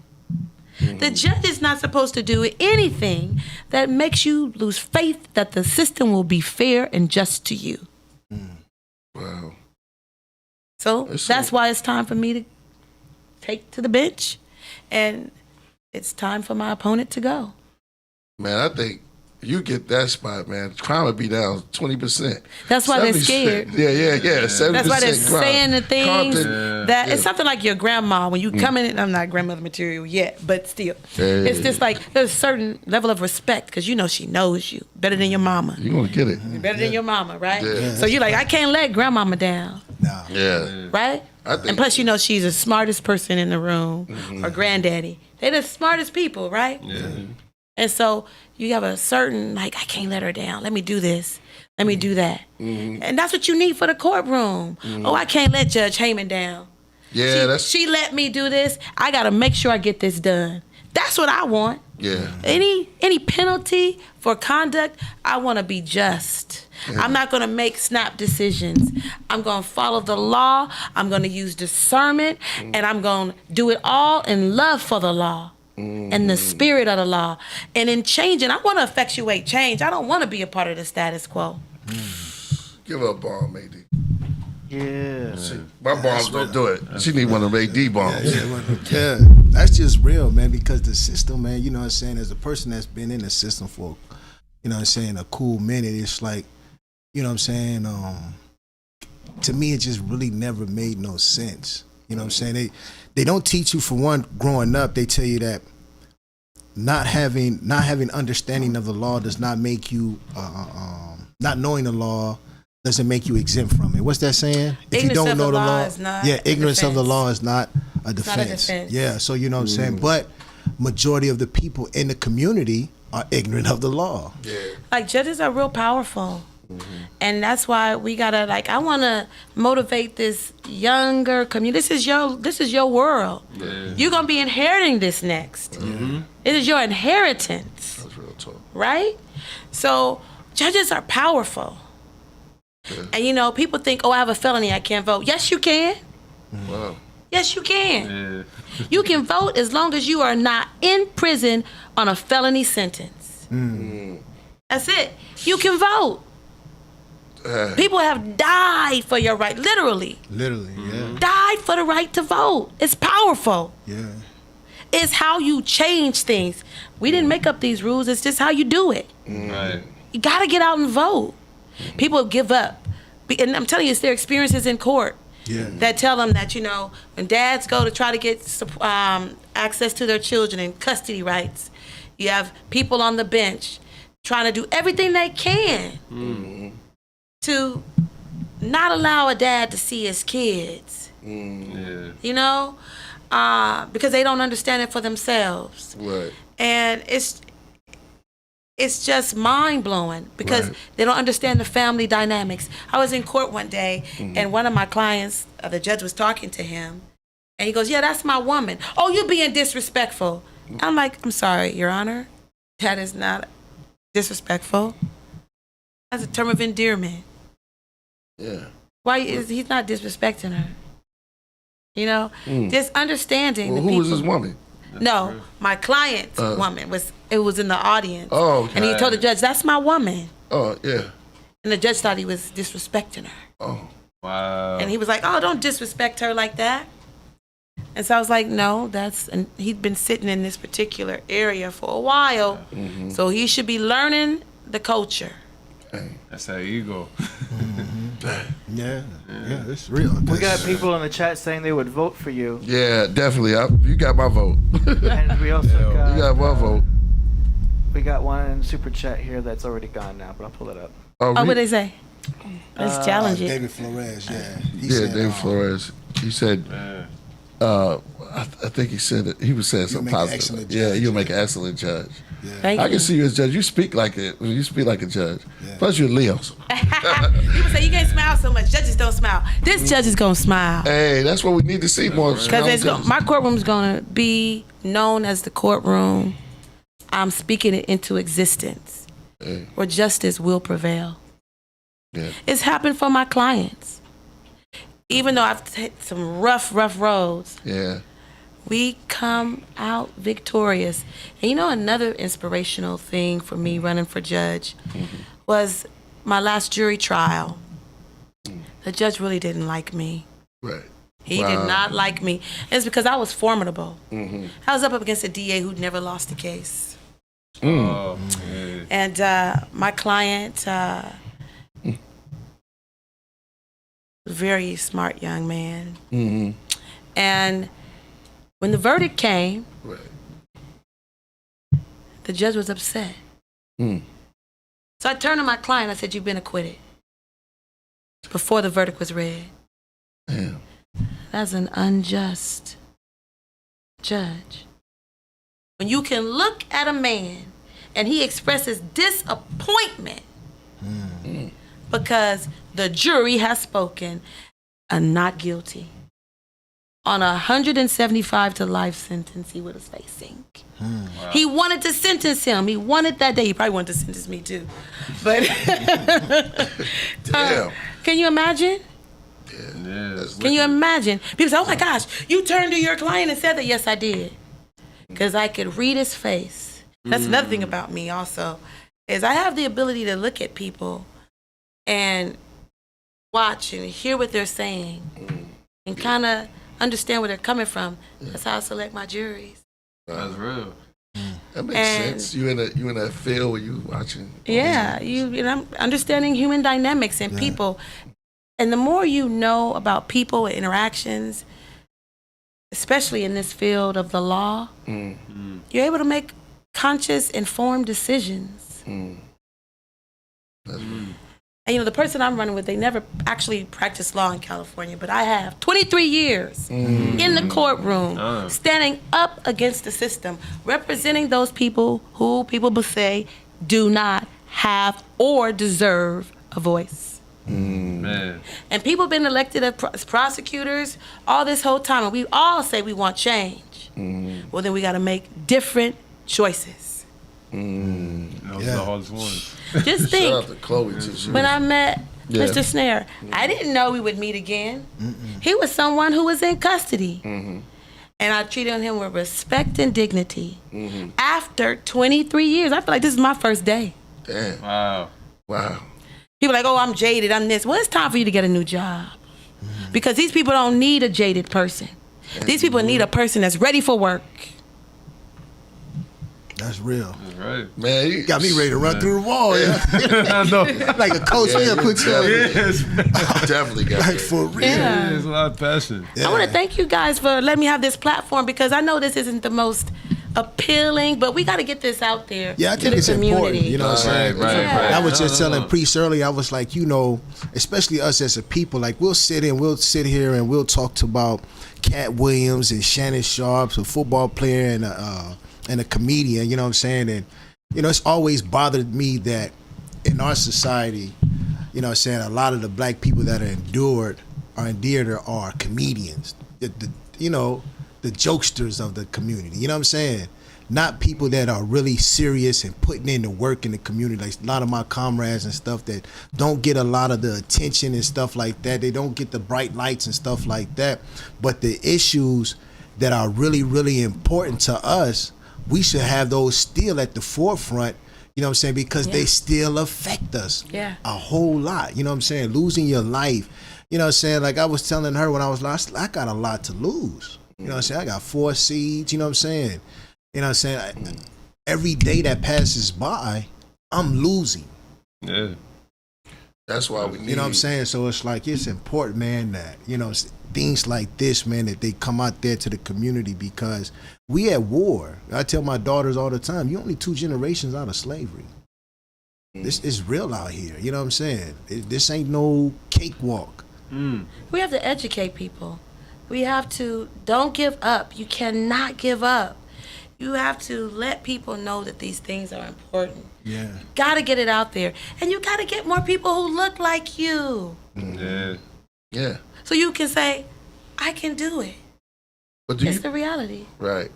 Do you think that they think it's too hard or soft or something too nerdy to do? I'm not no nerd. I That's got my right. pink on. I wear it important. That's right. That's right. Because you make it. I'm just saying that because you make it exciting. Yeah. You make it seem very exciting, and it's like I would never a dull definitely vote for moment. you. Yeah, exactly. I was just say like I think it goes back to like knowing yourself, right? Like you gotta know yourself at the end of the day. If that's who you are, to be a fighter, be a lawyer. You know what I mean? Takes a lot of passion, takes a lot of understanding, like you said, and that's good that you break it down from the core. And you can't come in there in pink and not know the law. That's dope. You got to make sure you're on top of it. I like that. You can't be talking about you're going to stand up and stand against it and not know it. You got to know it cold because that's really where the challenge is. That's the threat. If you don't know what you're doing, you're not a threat. Right. So it's being at the top of your game. And that's why I know I'm ready to preside today. Yeah. Right. I'm ready. And I want to knock down these institutions. It's kind of like me versus the little guy, the big guy, right? The judge thought, I'm going to hold Rhonda Haymon in contempt. And I'm going to ruin her career. But none of that happened, by the way. And on top of it, hit that light. Yeah, go ahead. Then on top of it. Oh, yeah, see, yeah. You can't bug it out, ED. Yeah. He's not gonna. He just makes that. He's like hissing and stuff like that. And on top of he'll it, be back though. Yeah, I know. He'll be back. Don't worry about it. You know what? Are you a Leo? Yeah. He's a Virgo. A Virgo? Oh, Lord. That's why he's such a picky eater. Yeah. I have to serve him chicken and now look, fish. he's coming for a snack now. It's September. It's routine. I told you. September. It's a routine. August He does 20. that on I'm about to say close to Leo. Yeah. Yes. August 20. Yes, I said it's close to Leo. 14-year-old cat. You know what? At 14, you can do anything you want to do. Yeah. You've earned your rights. You sure have. His cat rights. He's like 65 in cat years. Yes. You go head on. You go head on. A senior citizen. Yeah. Yes. After a certain time, they get to do what they want to do. Yeah. So we've got your flyer on screen right here too. Hey, oh, that's right. That's beautiful. Yes. Yeah. So seat number 12, Rhonda Haymon, seat number 12. I stand with me. You will go far. Fairness, accountability, and respect. I've never voted before, but I'm going to go vote. I love it. Yes. And listen, take 3 with you. Because we've got to change it. Yeah. Do you understand the power that would be communicated when I'm talking? I want to effectuate change, and you know I'm going to do it. Come on. I'm going to do it. That's why they're so scared. Yeah. I'm going to do it. I see it. Yeah, exactly. I love it. What advice would you give to a lot of brothers out there that's, you know what I'm saying, that might get caught up in the law or anything like that? What kind of advice would you give them? Like, well, I say this, that, you know, everyone has, like you said, a history. And you talked about the positive and the negative. There is light. That it is not the end of the world. And be smart. See, that's why I talk about the fact that the judges, they don't follow Humphrey. That's a law that says, listen, in order to keep someone and set a bail for a person, you've got to consider their ability to pay. Right. You can't use bail as a means of just keeping someone locked up, right? So a lot of times when bail is set high, the prosecutors know, and they can't get out, people want to go home. Yeah. So they take all these deals, which saddle them. Guilty. You know what I'm going to say? Be courageous. Believe in something outside of yourself and attach to it. Not just in the hard times, but if you didn't discover it then. And continue. You got to be courageous and believe that I'm courageous. I'm going up against the judge. Right. Yeah. First question asked is, oh, you're running against the incumbent. Yes, but that's why the judges come before us every 6 years for us to say, you're okay. Well, I say, my opponent is what? Not okay. Yeah. And guess what? We have the power to decide. We have the stamp. We give them the stamp of approval. They are not elected for life. Yeah. Oh, well, what has she done wrong? Be unjust. Damn. Damn. Yeah. Trust me, she's done it to someone else. Oh, and she's sitting at home now. She's not even presiding on the bench. I'm going to be on the bench. I'm not going to be working from home. I'm going to be disseminating justice in a courtroom. Damn. And working on diversifying the bench because we need it. That's the only way we're going to have safer communities. It's understanding the community. How can you repair something that you don't know about? That's like me going to go, say I'm going to work on a car. I'm the last person you want to see near your car. You don't want to see me. First of all, my pink going to get impacted, my nails. I'm not doing that. Is that your favorite color? Well, Delta would tell me no, but amongst. Right. I got you. So courage, even when it seems dark, because when people would ask me, "Ooh, you got all these contempts pending," I said, "I've already claimed the victory." You don't know my business because you mean no good business. I've already claimed the victory, and they all just fell off. Yeah. I had contempts pending on cases I had dismissed. Oh, that's big. That's big. Client in the audience was going to be in the audience for the hearing with his letter thanking me because he held out. I said, do not take this deal. Do not take this deal. He was not guilty. He was the actual victim. And I brought it to the DA, and I had to keep impressing upon them. This is what happened. This is what happened. And finally, they dismissed the case. And I had a contempt pending for interrupting the court proceedings. I interrupted the court proceedings by actually trying to get in evidence. Man, that's powerful. That's crazy. That's powerful. So we got to stop it. And that's how we're going to end it, by electing me when you know that I'm promising justice. Yeah. I think the people see that. Yeah, definitely. Hey, D supposed to came with the clap right there. I got you. Yeah, that's crazy. You definitely gonna get our vote, man, for real, man. That's real. We got to do it's a movement. Right.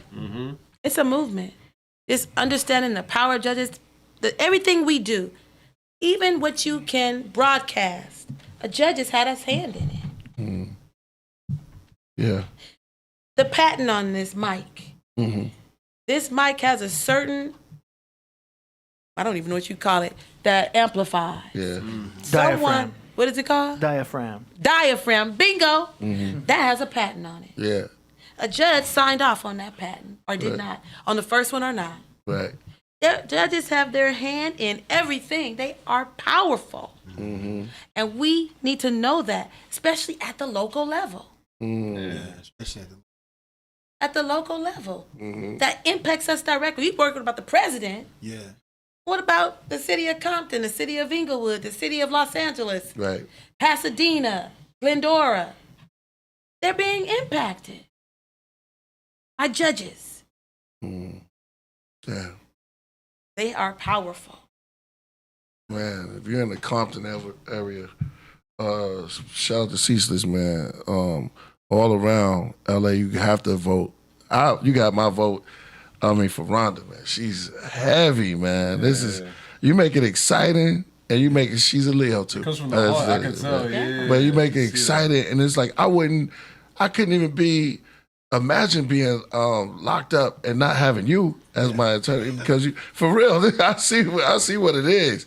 It's like, man, innovative, just, man, you said, I think you'd get me out. You should have been the lawyer for Jesus. You'd have got him on that. With Pontius Pilate? Yeah, Pontius Pilate. He definitely got out. There'd be no savior. There would definitely been some persuading going on. Yeah, exactly. That would have been my biggest case. Yeah.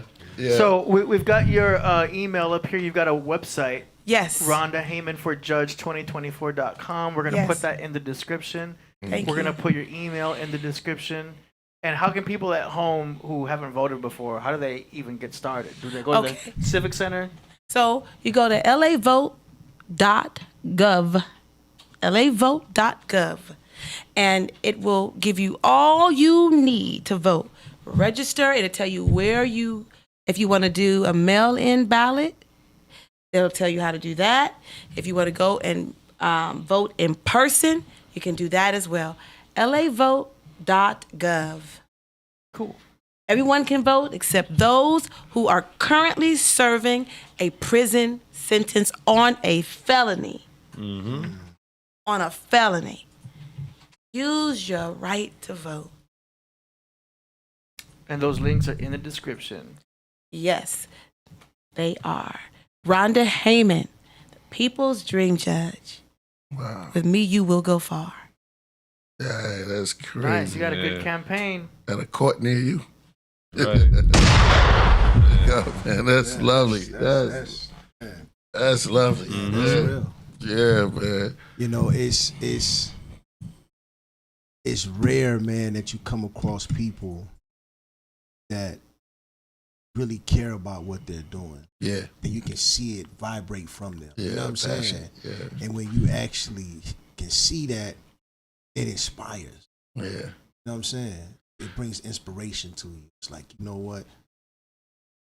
There's possibility for change. Yeah. And you know what? That's that Leo. You see how Karis One speak? And how you speak for hip hop? That's how she is for that. Karis One is a Leo. Yeah, she speak for that. That's dope. Oh, wow. Yeah. I did not know that. Yeah, Blast Master. I need to get a t-shirt with these names. It's Leo season. Yeah. But you know what, though? Can you imagine a world where we all can win together? That's what I'm talking about. People think that we can't all win together, but we can. Mm-hmm. Yeah. We can all win together. Yeah. As long as no one is trying to hold us back. Man, she's right up. Man, she We right. can and win see. together. Yeah. And that's what I want to do. Yeah. I You're think right. that's our history That's as a right. people, too, because, you know, I believe that when we ruled, you know what I'm saying, the world did have freedom, justice, and equality. Ooh, those You know are what some I'm saying? powerful words. Freedom, justice, And equality. You know what I'm saying? Ooh. But now I think we just live in a world where, you know what I'm saying, the powers that be preach that to us, but don't live that at all. Yeah. That's just something that they used as a stopping gate to stop us from, you know what I'm saying, really gaining our real true power and really gaining where we're supposed to be. They use freedom, justice, and equality as something on the rope for you, something for you to aspire to. Pimping the revolution. But it's not really obtainable in their eyes because their main thing is just to keep and hold power. Yeah. But you know, they're in bondage also. Ooh, They're not talk free. to him. Talk They to don't him. even think that they haven't tasted freedom. That's the end all be all. Is that anyone seeking to destroy is captive themselves. Yo, give her a bomb. You need a real bomb. It's He true. gave me, he gave me the soft bombs. Give him, I see that too, yo, because even when them putting us in slavery, they had to enslave themselves. I mean, it's just cool. That's cool. or the dreams and nightmares of what they saw. They saw it. They can't unsee it. They saw it themselves. So they were just a part of it. So that's why I say, you know, I firmly believe that we can all win together. And it's not just talk. I walk the walk and talk the talk. Because even while I was representing Mr. Snare, I was going through the things with these judges. Oh, yeah. Yeah. And I was candid about it. That's dope. But it never stopped me from fighting. In fact, it inspired me more. So that's why when people say, oh, you're running based on an vendetta, this is bigger than my opponent. This is bigger than myself. I want to effectuate change on measures beyond who I am. And that's because I'm courageous. And courageous is not to be confused with reckless. I'm not reckless because I know the law. I understand how people operate and move. I have experience within this system. And I know I've been studying it, and I know what works. And that's why I've been able to bring my clients home with these jurors, because I'm able to speak to them on a level where they understand and they get how someone can get caught up in a situation or circumstances that appear like, oh, he's guilty. But when you unpeel and unpack those layers, you see what it really is. That's not easy. That's not easy. Oh, man. Yeah, I'm going to tell you, we'll definitely invite you back, man. Oh, please. So far, too. That was incredible. And I want to see how far, what you're doing with your, cause I'm going to be behind you. You know what I'm saying? It's like, that's dope, because she's really passionate and really deep about that, man. I'll believe you. And I already know, because the passion is there and everything else. And you definitely need to be the judge. For real. I can see you, and it'll help. I think by that they wouldn't want to do no crime or anything, but just if they misinformed or how many people that did things that were accused of things that they didn't even do? Well, I spent a lot of my time as a defense attorney just getting to the charge that should have been charged. Right. Okay.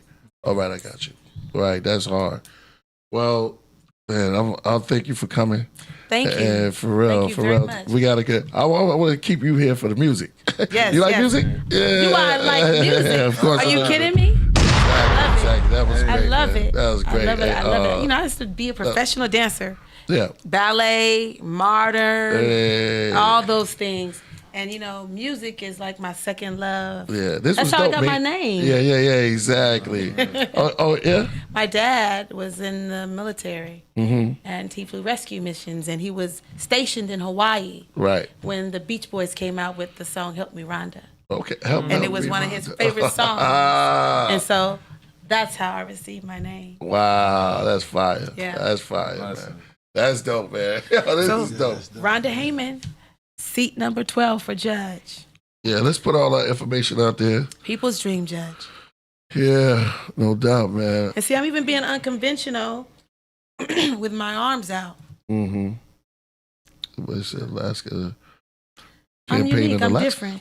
Yeah, exactly. Yeah. But it doesn't mean I'm not qualified. Because I am qualified. Yeah, that's dope. Very intelligent. Yeah. Very intelligent. Yeah, it's fun. Yeah. It's fun learning. You know what I'm saying? It's fun learning this. This has been educational. Well, this is AD. AD is, let me properly introduce him. AD is the engineer of the whole show and stuff like that. He runs the all equipment and stuff. You got any questions, AD? No. Nothing about your case? Suits. That TV show Suits. Oh, yes, I like that show. How you like that show? Isn't it crazy? I love that show. when I started watching that show, it made me want to become a lawyer. By the end of the 4th season, it was the last thing I ever wanted to do. It just looks like so much chaos. Well, it can be. Yeah. But I like that show. Yeah. I love the wardrobe too, though. Right? Oh, yeah. They're always in suits. It's kind of crazy. But that in-house, it's a great show. It's a great show.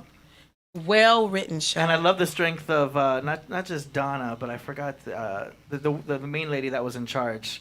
Oh, yeah. She went on to have her own show also. Oh, she was good. She was good. Her clothes were fabulous. You gotta have the whole look. Jessica. Yes. You gotta have it all. The look, the brains, very the powerful. beauty is wonderful. Because I love that show. Yeah. That's crazy. Y'all gotta see Suits. Yes. Good show. Binge watch it. I'm gonna check it out. I'm gonna check it out. I'm still. Yeah, see, look at that suit there. You see? Law and Order. See, look at her pearls. See? Yes. Magnificent. All dressed up. Yes. Looks good. But when she speaks, though, it's powerful. And it's like, man, no wonder she's the boss. Yep. Yeah. Like when you watch that show, you realize, okay, I can see why she's in charge. Yep. Just really good casting. It is. It's a great show. That's all I wanted to say. That's great. Yes. Man. So please don't let this be the last time. Oh, no, for sure. Yeah, definitely. Nah, it won't. It won't. Definitely won't. Man. It's hard. Nowadays, everyone needs that legal type of security with all the things happening in the world, especially in the music industry. Hit that like button, y'all. Yes. Sir. You know? Hit that like. Tell them we here right now. Somebody said Rhonda smiles raises frequency by itself. Hey, that's I agree. Yeah. That's sweet. Yeah, Solo said he agree. That's just her ex-wife. Oh wow, a little better though. Who was that? Rhonda. Yeah. So this is beautiful, man. So let's move on to the music. Yeah, it's AD. All right, let's go. Time for a segment we call Song Promotions. Okay. I know y'all got some cases out there. Y'all better call. Okay, let's see. I love a good surprise. Yeah. Yeah. We listened to it, and then Okay. We just got a couple submissions today. Not First time judging. I love it. Okay. It all began here. Yes, I'm ready to rule. Yeah, we let you take over the judgment. We let you judge for the night. So at the end, I will be fair and impartial. Yeah. But I have to let you know my biases from the beginning. All right. We got a submission from FG Postmortem. The track is called Sub-Zero, produced by Fly You and Beastmaster. Produced by FG. I'm too cold, make Sub-Zero look hot. Got God and not shook of God. Remove you like tonsils from the book of life. Leave you left wrong when I hook her right. It's that noise you play when your soul is ice. Murder the beat in cold blood type. Make the walls bleed like poltergeist on a period. Throwing things. Still going through the growing pains, but rather feel snow than the pouring rain. It wasn't all in vain unless you wanna live with a ball and chain. She used to call my name all up in her guts like an autopsy. Try to figure out the cause of death, even though she still alive and wasn't dead. Oh my God, you see. First of all, it was foretold by witches. It was conceived through sorcery. And it was to be destroyed by all that is evil. But the courage of one mortal saved it. And so, into an age of darkness, in a time of mysticism, sacrifice, and plunder, there came to light the Beastmaster. Beastmaster beat the shit out of you. Leave your meat flapping like winged devourer. Over the beat with the hawking animal like LOD in WCW. No woman crush Wednesday Addams family. Fucking butterface witches have them cackling over the cauldron, trying to see into the future. Y'all making Kodo and Podo ferret maneuvers. Roll with a Black Panther like Tupac's mom. Run nothing to fuck with like Wu Klux Klan. Beef get Peter Luger, chief in the Buddha. Dar use telepathy to speak to the cougars.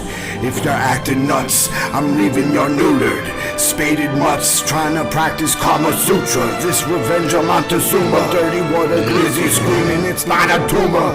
In school that's elementary. All right. That was the creative FG Postmortem. Interesting track. I mean, your mixes are the, like I said, your vocals kind of muffled. I kind of want to hear more treble in your vocals, but production-wise, you know, I mean, it's getting better. But man, you creative with those videos. His videos, you put a lot of work into those. Yes. Low opacity transitions and stuff like that. So keep doing your thing, man. You're very artistic. Yes, the videos were really nice. What y'all think? Yeah, it's actually Postmortem. I mean, it was a dope first submission. I feel like, yeah, like I say, like the only thing I would say is vocals if I could hear more. But we love SG Postmortem. He's always a great submission. I mean, first time. So, it's dope. I mean, we do it, Rhonda. Well, I definitely think that the video, oh my goodness, I felt like I was going through time with it, right? Mm-hmm. That was really a good production. I love that. I might want to see more of the lyrics in step with the video a little more, because it seems like that's where the strength is, the video, because I'm drawn into the video. So it's nice if the words would kind of be in sync with it. Because I was hearing the words, but then when I'm looking at the video, the two kind of. Sorry. Yo, Demetrius. He said, lock him up. No, justice is impartial. So I definitely want to hear the lyrics a little more and have them be in sync with the video. But you know what? Listen, you taking you taking steps that no one else is taking. I like that. What do you have to say? You know, I was laughing because I was like, dang, is this the first video she gonna see? You know what I'm saying? He just wild with it. You never know. In his brain, it's coming out. Yes. You know what I'm saying? So I caught a few times when she was looking at me like, what have you brought me into over What here? is this? You know what I'm saying? He's talking about all kind of crazy stuff, but I was just over here dying. But viewer discretion is advised. Yeah, viewer discretion is advised. You know what I'm saying? But I have all my legal disclaimers in the description. I like it. The FCC involved in this, I can have no problems. We got a bunch of disclaimers on the bottom of our videos. Okay. Yeah, so a bunch we're of disclaimers. completely covered with everything. Yeah. Okay. But yeah, keep doing your thing, man. You know what I'm saying? Just keep doing your thing. Yeah. Yeah, postmortem is dope. I was laughing at what they were saying in the chat room, man. Not at the music, it was dope, man. Just keep doing it. I agree with everybody up here. You know, that's the first time, and it was a little.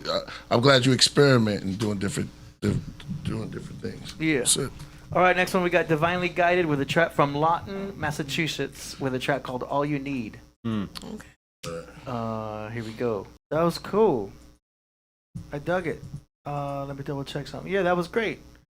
Good hip hop, good sound, good feel, good mix. I like the recording. It was nice to hear. That's chill. I think that's in the whip. What you guys think? Yeah, it was good flow, good storytelling. There's not much more I can say about it. It was a dope track. Yeah, smooth. Keep doing it. You know what I'm saying? Just keep doing. I always say, just keep creating. Keep creating, make more music, and just. You know what I'm saying? It was nice.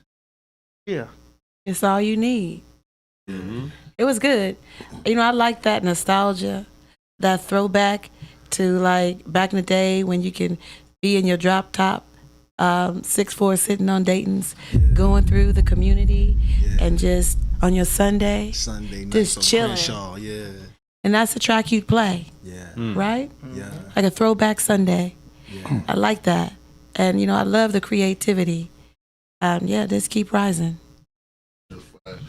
It gave me I agree with her. It gave me a good throwback feel, like a feel good feeling, and it's just real pure hip hop. And you could tell everything he said. It was good, man. Keep that good work coming.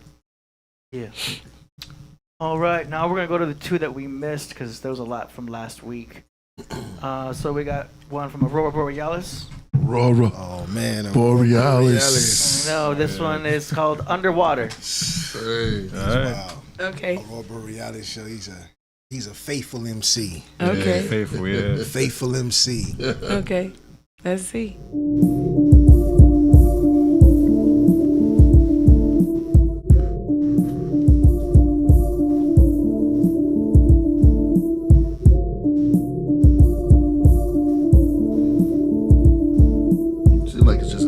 It's just a beat. He called it Underwater. Yeah. Sound like that. Not just a clever name. This is a good name though for this beat. It damn sure sound like you underwater. Yeah.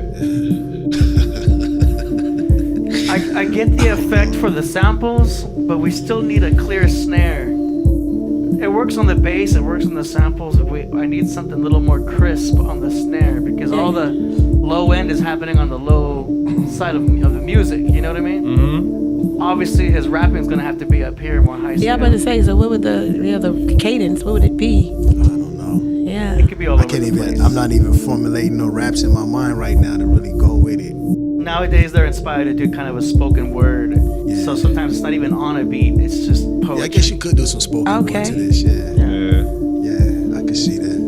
That's being optimistic. Yeah, as we are. Yeah. All right. January. Somebody say bump this in a submarine. It's not in the whip, it's in the sub. Submarine. It's in the sub. The submarine with the subwoofers. That's right. That's right. Okay, beat like water, underwater beat. Okay, there might be a place for it, but you know me, I'm gonna want more snare. Yeah, I'll leave it at that. What y'all think? That's all it is. Shout out to the holy city of New York. You know what I mean? Shout out to Aurora Borealis. Yeah. You know what I mean? You gotta give him that props. You know, he's always going to show his submission and see what he's working on. So, you know, I always give him props for that. You know what I mean? No matter how raw it feels, but it was dope. You know what I mean? Just keep doing your thing, man. Keep doing your thing. That's all I'm gonna say. All right. Fire. It's cool. It's different. Like it's different. It's like an experiment beat, you know. Yeah, just keep them coming. Keep them coming. Shout out to Aurora. All right. Y'all ready for the last one? Yeah.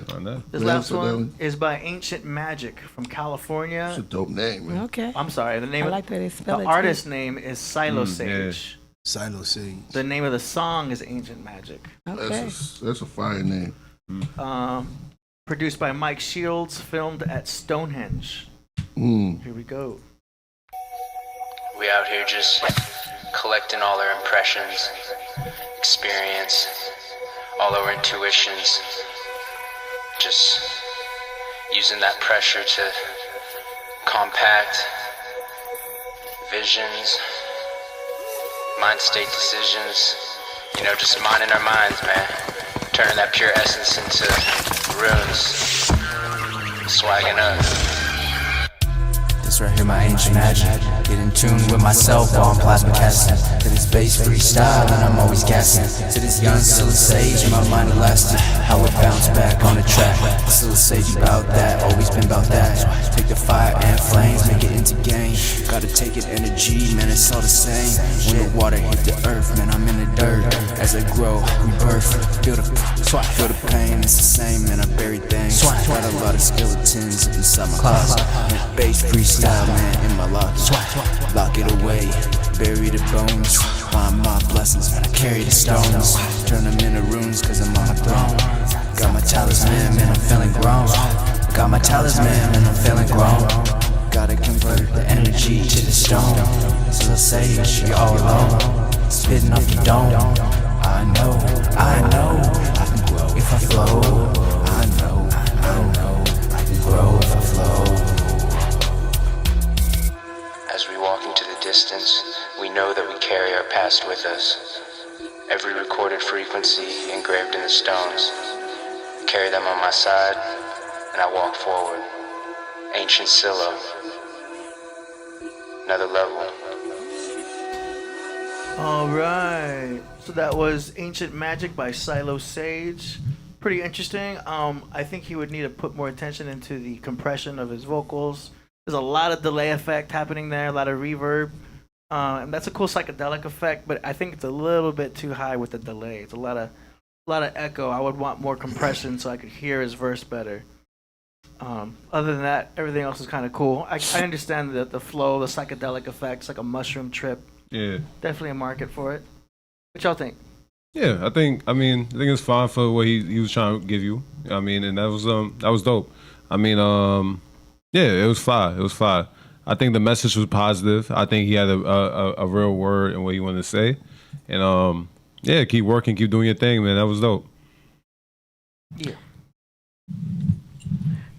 I just realized that it was a psychedelic trip. I didn't know. Hey, got you in the trend, right? Yeah, told you.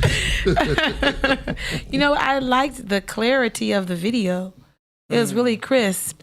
You know me, I like us, even if you're in a trance and doing whatever, I still want to hear a little bit of beat. That's just the hip hop girl in me. I want to hear a little bit of, bass, something. Give me a bass line. And so I would just add a little bit of bass line to that. There you go. But the lyrics were wonderful. I love the ingenuity with regard to the title, the name. That's wonderful. But I gotta have a little bit of bass. That's what I need. I gotta have it. Yeah. That's the first time I've ever seen the Stonehenges, you know what I'm saying, and realized like, oh, them joints is pretty big. You know what I'm saying? Yeah. But the music and stuff was cool. You know what I'm saying? He was freestyling, so I can, you know what I'm saying? I could tell it was more of a freestyle. You know what I mean? But it, you know what I'm saying? The same thing like the Queen said. You need more. You know, hip hop is nothing without the beat. You know what I'm saying? Gotta put more into the beat. You know what I'm saying? Not as a crutch to carry you, but as something that you can roll with. Yeah. Yeah. Definitely, I agree with everybody on the panel. Yeah, I just agree with everybody on the panel. It's like put a little something more to it, and yes, it definitely was a freestyle. When y'all send stuff up, try to send a song, and not just your freestyle. I mean, if you're gonna freestyle, try to go in. If you're gonna freestyle, just go in hard so we could be. Remember, it was this guy that used to send in the freestyle back. He was fire. He used to be live. Remember, he'd just be rhyming, but he'd be going in. You know what I'm saying? Don't half step. So next time you do it, make sure you tell your engineer or whoever recording you, give me some real feedback so I know when I send it in, I'm really going in. Yeah. Send your best. We got a last minute submission here from someone named Rez. Hey. Okay. It's called Nomosis 2. Let's go. Gonna sneak them in here.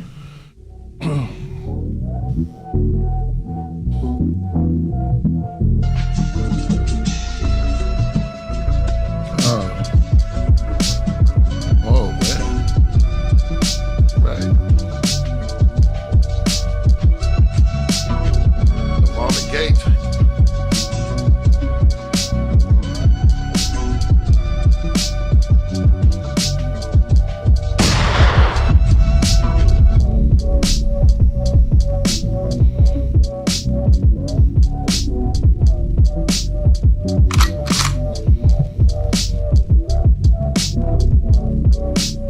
You want bass? Yeah, bass. Yeah, drop the whole, yeah. I know this is like a bass bass. Yeah. Oh, bass. Oh, that's dope.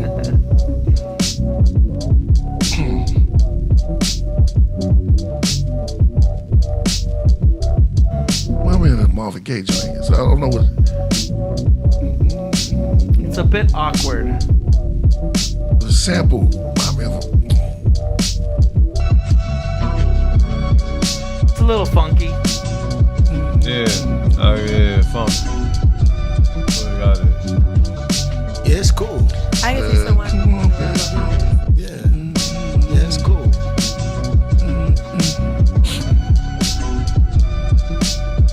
That hi-hat's doing something still different.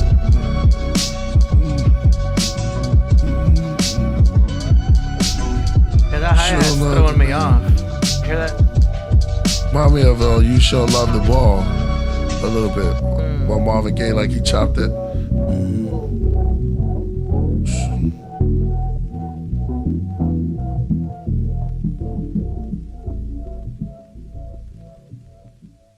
Okay, interesting. For me, it was a bit awkward because the hi-hat was doing something a little different. It sounds like a 16th note beat. You know what I mean? Like, but the hi-hat was doing some like offbeat stuff, which probably is on purpose. It sounds cool, and I like the samples, so that's dope. Shelty. I think you said it. I mean, it's more for funk. Like that's more of a funk type of beat. So it's not really more for like a rap or anything like that. It's more for a funk or like a dance or a groove, something like that. So a groove. That's the vibe at least I got from it. So I mean, I like the beat overall. I think it's fine. You know what I mean? I think any artist could go in there and be very versatile. So I think it's all right. You know what I mean? Yeah. Shout out to him. I mean, that was dope. Shout out. So I think it's a good spoken word, like justice for all, 1, 2, 1, 2, 1, 2. Spoken word. More so, you know, that type of thing versus, you know, like a smooth groove. Yeah. It remind me of like some late night red light. You just chilling. And the beat just it's hypnotic. Yeah. You know what I'm saying? It's real hypnotic beat. Yeah. Real. Lo-fi. Yeah. Yeah. Yeah, somebody said that too, like a lo-fi beat. Yeah. That's the beautiful thing about music. It can touch you in so many different ways. Yeah. All right, we got a couple that snuck back through in here. We got Year of the Mosquito. Oh, okay. This should be good. Right? He's got a track here. Mosquito. Oh, yeah. I think that, Track is called From Save Us to I Am. Okay. He be dropping. What's it called? From Save Us to I Am. Oh, that's crazy. Okay. All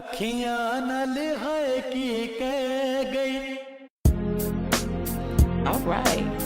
Yeah.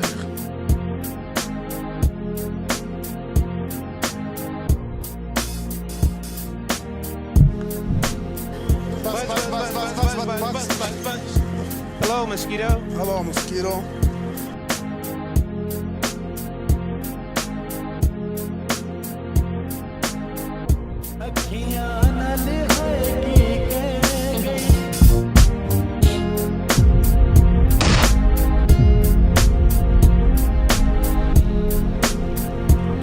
Trying to save some stuff.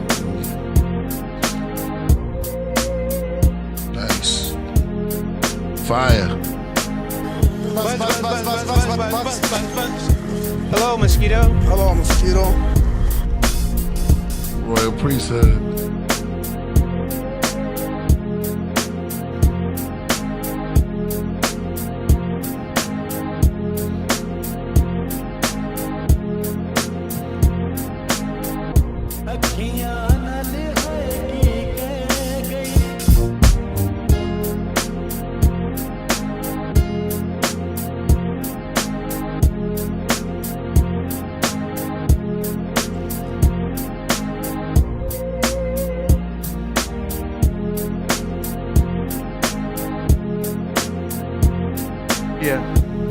Hey, Priest on this. Yeah. Uplifting.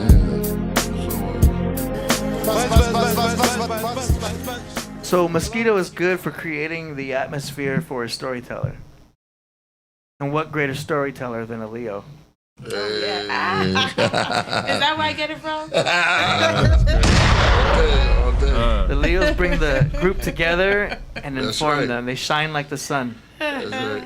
Do you do poetry? I do not. Oh, okay. You got one of those voices I can hear poetry. But I love spoken word. Yeah. And I love freestyle rap. I love it. That's fire. Yeah. Technically, as a lawyer, you are freestyling. If you think about it, I mean, they don't have to rhyme, but a lot of the words that you got coming out, thinking about what to do, what to say, how to handle it, how to handle the judge, and all of these, particulars. It is a lot of impromptu speaking. Exactly. Yes, because things come up. Yeah, and that's the freestyle right there. Yeah, maybe that's why I do appreciate it so much. I do. Who's the greatest freestyle rapper? Besides Priest? Freestyle. I'm not a freestyle. That freestyle rapper would be, I don't know, Black Thought. He's really good. He's done a lot of Meth. I don't know Meth. I don't know. Meth don't freestyle, huh? Nah. He does. Deck. Inspector Deck. No, I don't think. Not as much probably as Red. Oh, I got it. Here it come. Freestyle would be Supernatural. Supernatural. I heard of Supernatural. And I think Karis One is very good. Oh, Craig G. Craig G. Craig G. Karis One. Supernatural. Well, I love that. People don't know. Yeah. That's like another level of intelligence. Yeah. Freestyle, yeah. Yes.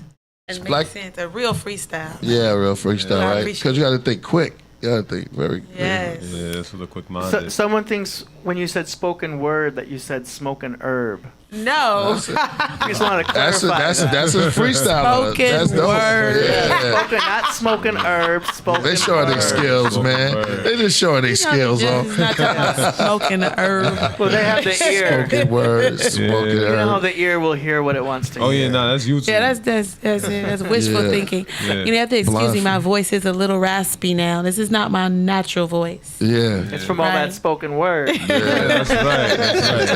That's right. Spoken word. Yeah. Nah, but back to the beat real quick. I mean, it's a dope beat. It was very empowering. Yes. And I think that's what I got. It's very tribal, very powerful. Like I can see why you said my dad. Like it's a strong beat. You know what I mean? Overall. No doubt. MC Juice. Oh yeah. Yeah, he's won. He technically beat Eminem in a battle. He did. He did beat him. Is it on video? I don't know. They got it out there. Okay. They got it out there. I'd love to see it. Yeah. Man. It was very I don't know if positive, Bitch is you're a right. freestyle, but you got to write Bitch stuff down. It's definitely positive. Huh? Definitely positive vibes. Yeah. Well, which one? The song? The song. Yeah, it's dope. Definitely Yeah, a positive vibe. Yeah, exactly. Let me see. Thurston Howell's is dope. Yeah, Thurston Howell. Say he was dope. Are they talking about the freestyle rappers? Yeah. He's still I don't know going. him. I haven't seen him. Yeah, Okay. Thurston Howell. He's All a right. low Somebody life. said cannabis. I don't think Cannabis is a freestyle. Nah. You got to write. He's a good writer though. Yeah. Great writer, not good, but That's you gotta. awesome. Yeah, he's like. That battle against Disaster really kind of messed things up. They said he's undefeated though. Who? Cannabis is undefeated. No, he's not. No. He's good with the pen. Yeah, he's And the delivery. not good. He's great. Great, yeah. I gotta listen to some. Great of his stuff. delivery Cannabis too. is dope. Yeah, he's a dope lyricist. He's very rugged. Yeah.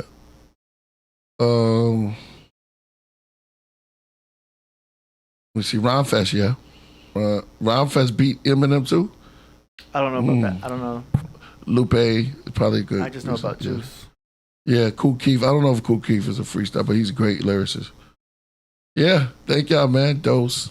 Dose, what I hear? Dose.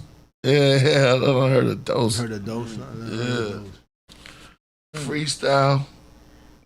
That would be it though. That would my top. Top three? Yeah, that would be my top three. Craig G, and because Supernat took it from Craig G. And these guys they do imitations too. They rhyme like Biggie. They rhyme like maybe go home and watch what's this his stuff name? tonight. From Philly. okay. What's his name from Philly? Ill from Philly. You talking about Ill? He's a battle rapper though. I don't know if the he's- short. What's his name, man? You talking about Black Intelligence? Nah. From Resin. Philly. He came out with that song. Black Thought? Nah, not Black Thought. What's his name? He did the freestyle against Disaster. You talking about Cannabis again? Nah, not Cannabis. From Philly. I'm thinking of one, but he passed away. Like like a real New York. Mass Hoffa. No. They're from Philly. I know you talk. I think he passed away too. Nah, he's still alive. He always called himself Mr. Chicken. Oh no. Yeah. Chat room will tell you in about 4 Yeah. seconds. Somebody tell me Cassidy. Yeah, boom. there. Cassidy. Cassidy. Yeah. I don't know if he's not a freestyle. He's a battle rapper. Mm. They write it. They write that stuff. Yeah, they write it. Yeah. Some battle rappers are good at freestyling. Nah, they write now. They gonna write it because they be saying too much stuff. They'll let you know. They be right. Disaster. They got a little bit. They come off the head, but they write that stuff. But they memorize phrases. Huh? They write it and then rap. Yeah. But they're good at memorizing and remembering. Okay. Yeah, real good. It's a great performance. But, from doing all of that, I think it helps their freestyle. You know what I mean? Because they're able to pull rhymes. You can pull rhymes from anywhere. From other battles. Black Thought, man. Yeah, Black Thought to me is the best. Yeah, Black Thought, because he could actually flow while he's doing it, and it's almost like spontaneous. Boom, boom, boom, boom, boom, boom. He's real good. Karis One he's the master. Karis One. He does it on the Tonight Show. He do it all day. Yeah, he does. With the Roots. Yeah. You can tell good freestyle because they start saying stuff in the room like cat, cat. I do. Yeah, Mr. Chicken. I love it. Yeah, I did a freestyle. Did a freestyle on the Podcraft once. Yeah. Okay. Couple times. we can do it in the I future. did a freestyle. Sometimes on the Podcraft. You really like the freestyle? I love freestyle. All right. We'll have to Because set it I up. think because it's so it's Connected. so connected. Yeah. Sometimes my best response to something is something that's happened, and before I know it, I've said all this stuff that has come out of my head. I'm like, where did that come from? Yeah. And it's just like standing ovation. Right. I'm like, wow, I love that. So because That's a dope name for somebody. Standing ovation. That should be your rap name. Yeah, standing ovation. That'd be your name. Yeah, that'd be Standing great. ovation. Yeah. Here comes a standing ovation. Yeah, it's self-explanatory. It's that flow state. Oh my God. That the subconscious goes into where it takes over. And she's incredible, yo. I remember I had a. Can I talk about my charge? I can talk. Oh, it's your charge to talk about. Yes. But it's yours to talk about. It's legally authorized. And it's nothing to be ashamed of. You know what I'm saying? Yeah, you know what I'm saying? But anything you say won't be held against you. I appreciate you, AD. I appreciate Well, you. there's no double but, jeopardy. It's done. Got a bar. yeah, I had a. I think I had a vandalism charge on my case too, and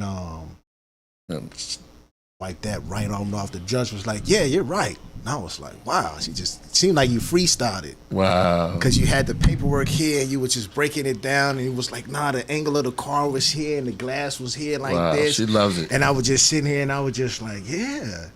And then it was like, "Yeah, we gonna throw that out." I was like, "Oh, yeah. Wow." That's right, yo. That's you can tell that she's real, yo, man. Just knocked it right out really the park. behind it. Boom. Let's show her information too. Yeah, Once again, it's in so the that description. you can We get got into it. one more.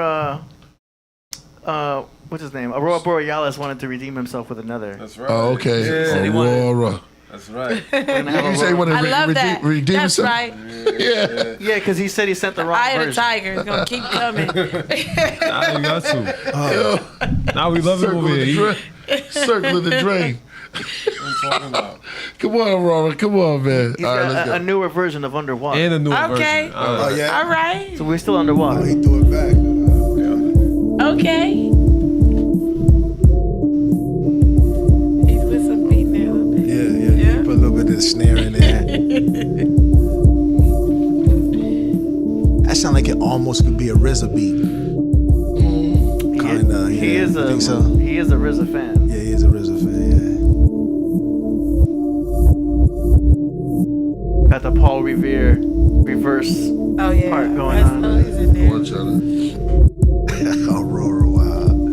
Aurora talking about freestyle on this beat. I can't do it. You don't feel it? Cheesing too much. Be sitting there smiling the whole time trying to rap. It ain't gonna work. Talk about cheese. Nah, I need to get in a serious mind state. It could be silly. Ask Billy.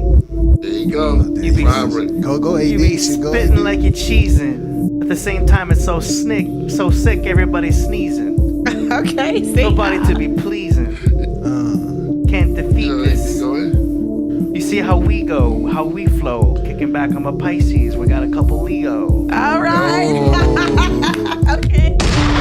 I like it. Yeah, flying like a bird, but it's not absurd. I spit like this craziness. It's not absurd, but I might kick back with some spoken word. Oh, you smoking herbs. That's right. Word. I like it. See, I leave it at that. Okay. Leave it at that. Somebody have to pick back up on that. Come on now. Oh. Come on now. Come on now. Oh man. Go ahead, Solo. Come on. God. I'm gonna do like Rasul did. I already rapped already. Turn solo. I already rapped Hold on, already. turn me up. Yeah. No, the mic's not loud enough. It's not loud enough. Turn it up a little bit more. Come on, I can't feel it. I need to feel it. Make it louder. Oh my God. Turn my headphones on. That's how, man. I know they barred. We barred out. Yeah. We have a little bit more. We can try to do something. No. Oh, okay. Your mic not up enough. Nah. A little louder. Turn my mic up. Where's my snare? Yeah, I can't hear myself like that. Man, when rappers do that, that's it, man. Nah, yeah. Yo, I ain't feeling it. I can't feel myself. Yeah. This just put me in a mood to want to watch Crush Groove. Crush Groove, wow, that's beautiful. That was an iconic movie. That is dope. I like Beat Street. That's my that was for sure. Yeah. I love Beat Street. Beat Street. Beat Street. Breaking was more like that was LA. That was an LA thing for sure. Yeah, Breaking, yeah. Turbo, the famous thing. Breaking 2 was, oh man, I watched that again. They got some move. When he back, come on, they gonna make you better. The homegirl that was doing exactly. Yeah. I told you I was a dancer. Do not play with me about breaking any of these dance movies. I know them codes. Yeah. The girl they was battling, I was like, oh man, yo, that's the funniest battle ever, man. Breaking Two. Yeah, Breaking Two, and I think it was Shabadu. What's his name? What was his name? Oh my goodness. Turbo and Shabadu. I know he passed away Electric too. Boogaloo. When they battled in the club and they brought the girl out, he burnt the mess out of them, yo. And they had that ballet dance. No. Did a good job. Yeah. It was. That was a funny battle right movies there. You can watch over and over again. Yeah. Somebody would talk about Wild Style. Yeah, Wild Style, Solar Facts. That was a dope movie. Yeah, Wild Style. Rest in peace to Bismarck. House Party. Yeah, but now you're getting into, of course. Yeah, that's like, that's another genre. Yeah. House Party's more like Ozone. Color. Thank you. Era. That sure was his name. Ozone, yeah. That sure Ozone. was his name. Yeah, Turbo and Ozone. We didn't get in trouble if we play a little bit of the Ozone battle. It's your show, Priest. Yeah, but if YouTube says anything, we just trim it out. But you won't get that Ozone battle was hilarious. Ozone battle? He wasn't doing it right, man. Ozone battle at the spot. Yo, it was just like, there you go. Yo, oh my goodness. What did we get? This battle right here, because he really couldn't hang. See that? Look, goodness. they just killed him with the routine. Look at this. Check him out. Bad too. Yeah, I felt bad for Ozone in this one because. How you gonna beat that, Joe? How you gonna beat that? He told him, come back. Now see, he going in, right? Oh yeah. Yeah. That's the dude. He was in the video. But look at Ozone. Look, think about it.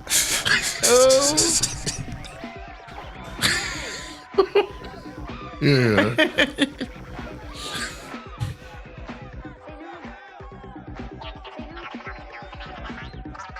He stopped him. He should never did that on him.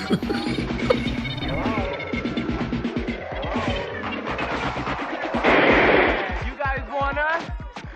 Then come and get it. So bad. Yo, he's not even popping. He's doing a rerun.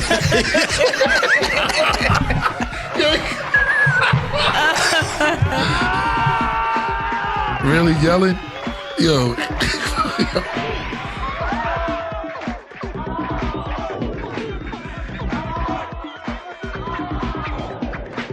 I'm like, bro, you too close, man. Yeah. Man, this battle right here is, it's so bad. Like, man, I need some space. No. Oh, no. Yo, man, Ozone, man. He took his jacket off. You know, watch when they bring the girl in her close up, yo. It's hilarious.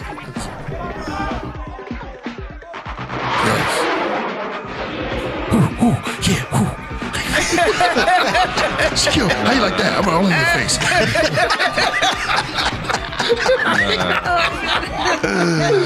Yo, he got burnt. Serious, she's not playing. Yeah. What happened? They stopped it? Serious business back then. I got a warning from YouTube. Yeah, we can't do that. Cut it off. Strip it up, man. But that was funny, man. Oh, God. Yo, that battle, I found a Tom freaking dying laugh. Oh my goodness. No, for real, that's hilarious. Yeah. Like, yo, man, you too close, bro. Man. To back up, man. Yeah, take my jacket off, yo. It'll turn into a real fight up in there. Yo, man. Yo, I want to thank Rhonda. Oh man, John's coming through. We appreciate you, yo. Thank you. We appreciate you. Thank you for inviting me. It was fun. I didn't know this part of the show. This is awesome. No doubt, man. It was fun. Thank Very me. passionate words today. Yeah. Hey D. Yeah. Thank you. You know, the thing about being a judge is people should believe in you. And that's a tremendous weight to carry. So it should be given, and the honor should be given to those who can carry it. Right. I can carry it. That's real. People can relate to you, you know what I'm saying? So, you know, people feel more comfortable with people that can relate to them. Yeah, I feel you know what I'm saying? It makes you Yeah. feel more human than just a figure that's on a podium or stage. You know what I'm saying? That's real. People can't feel that. That's real. Yeah. That's real. It's important that the people relate to you. That's real. And that you relate to people. Yeah, that's real. Yeah. Everything you say is a jewel, man. It's just like she dropped jewel, right? You just want to like listen, yo, man, for real. That's can't be taught right there. We got Demetrius says, "Hope you win your judge's seat, Miss Rhonda Haymon." Thank you, thank you very much. M. Kush says, "Hope she wins." Hey. I need all of your votes. I'm running against an incumbent, and people vote just because she was there before. So we got to make some changes. Yo. Make that change. That's right. All right, y'all. Hold up. How we do it? Come on. Let's get out of here.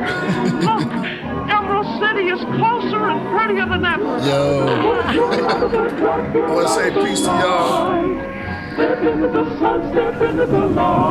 Come back Wednesday. Man of understanding of the time.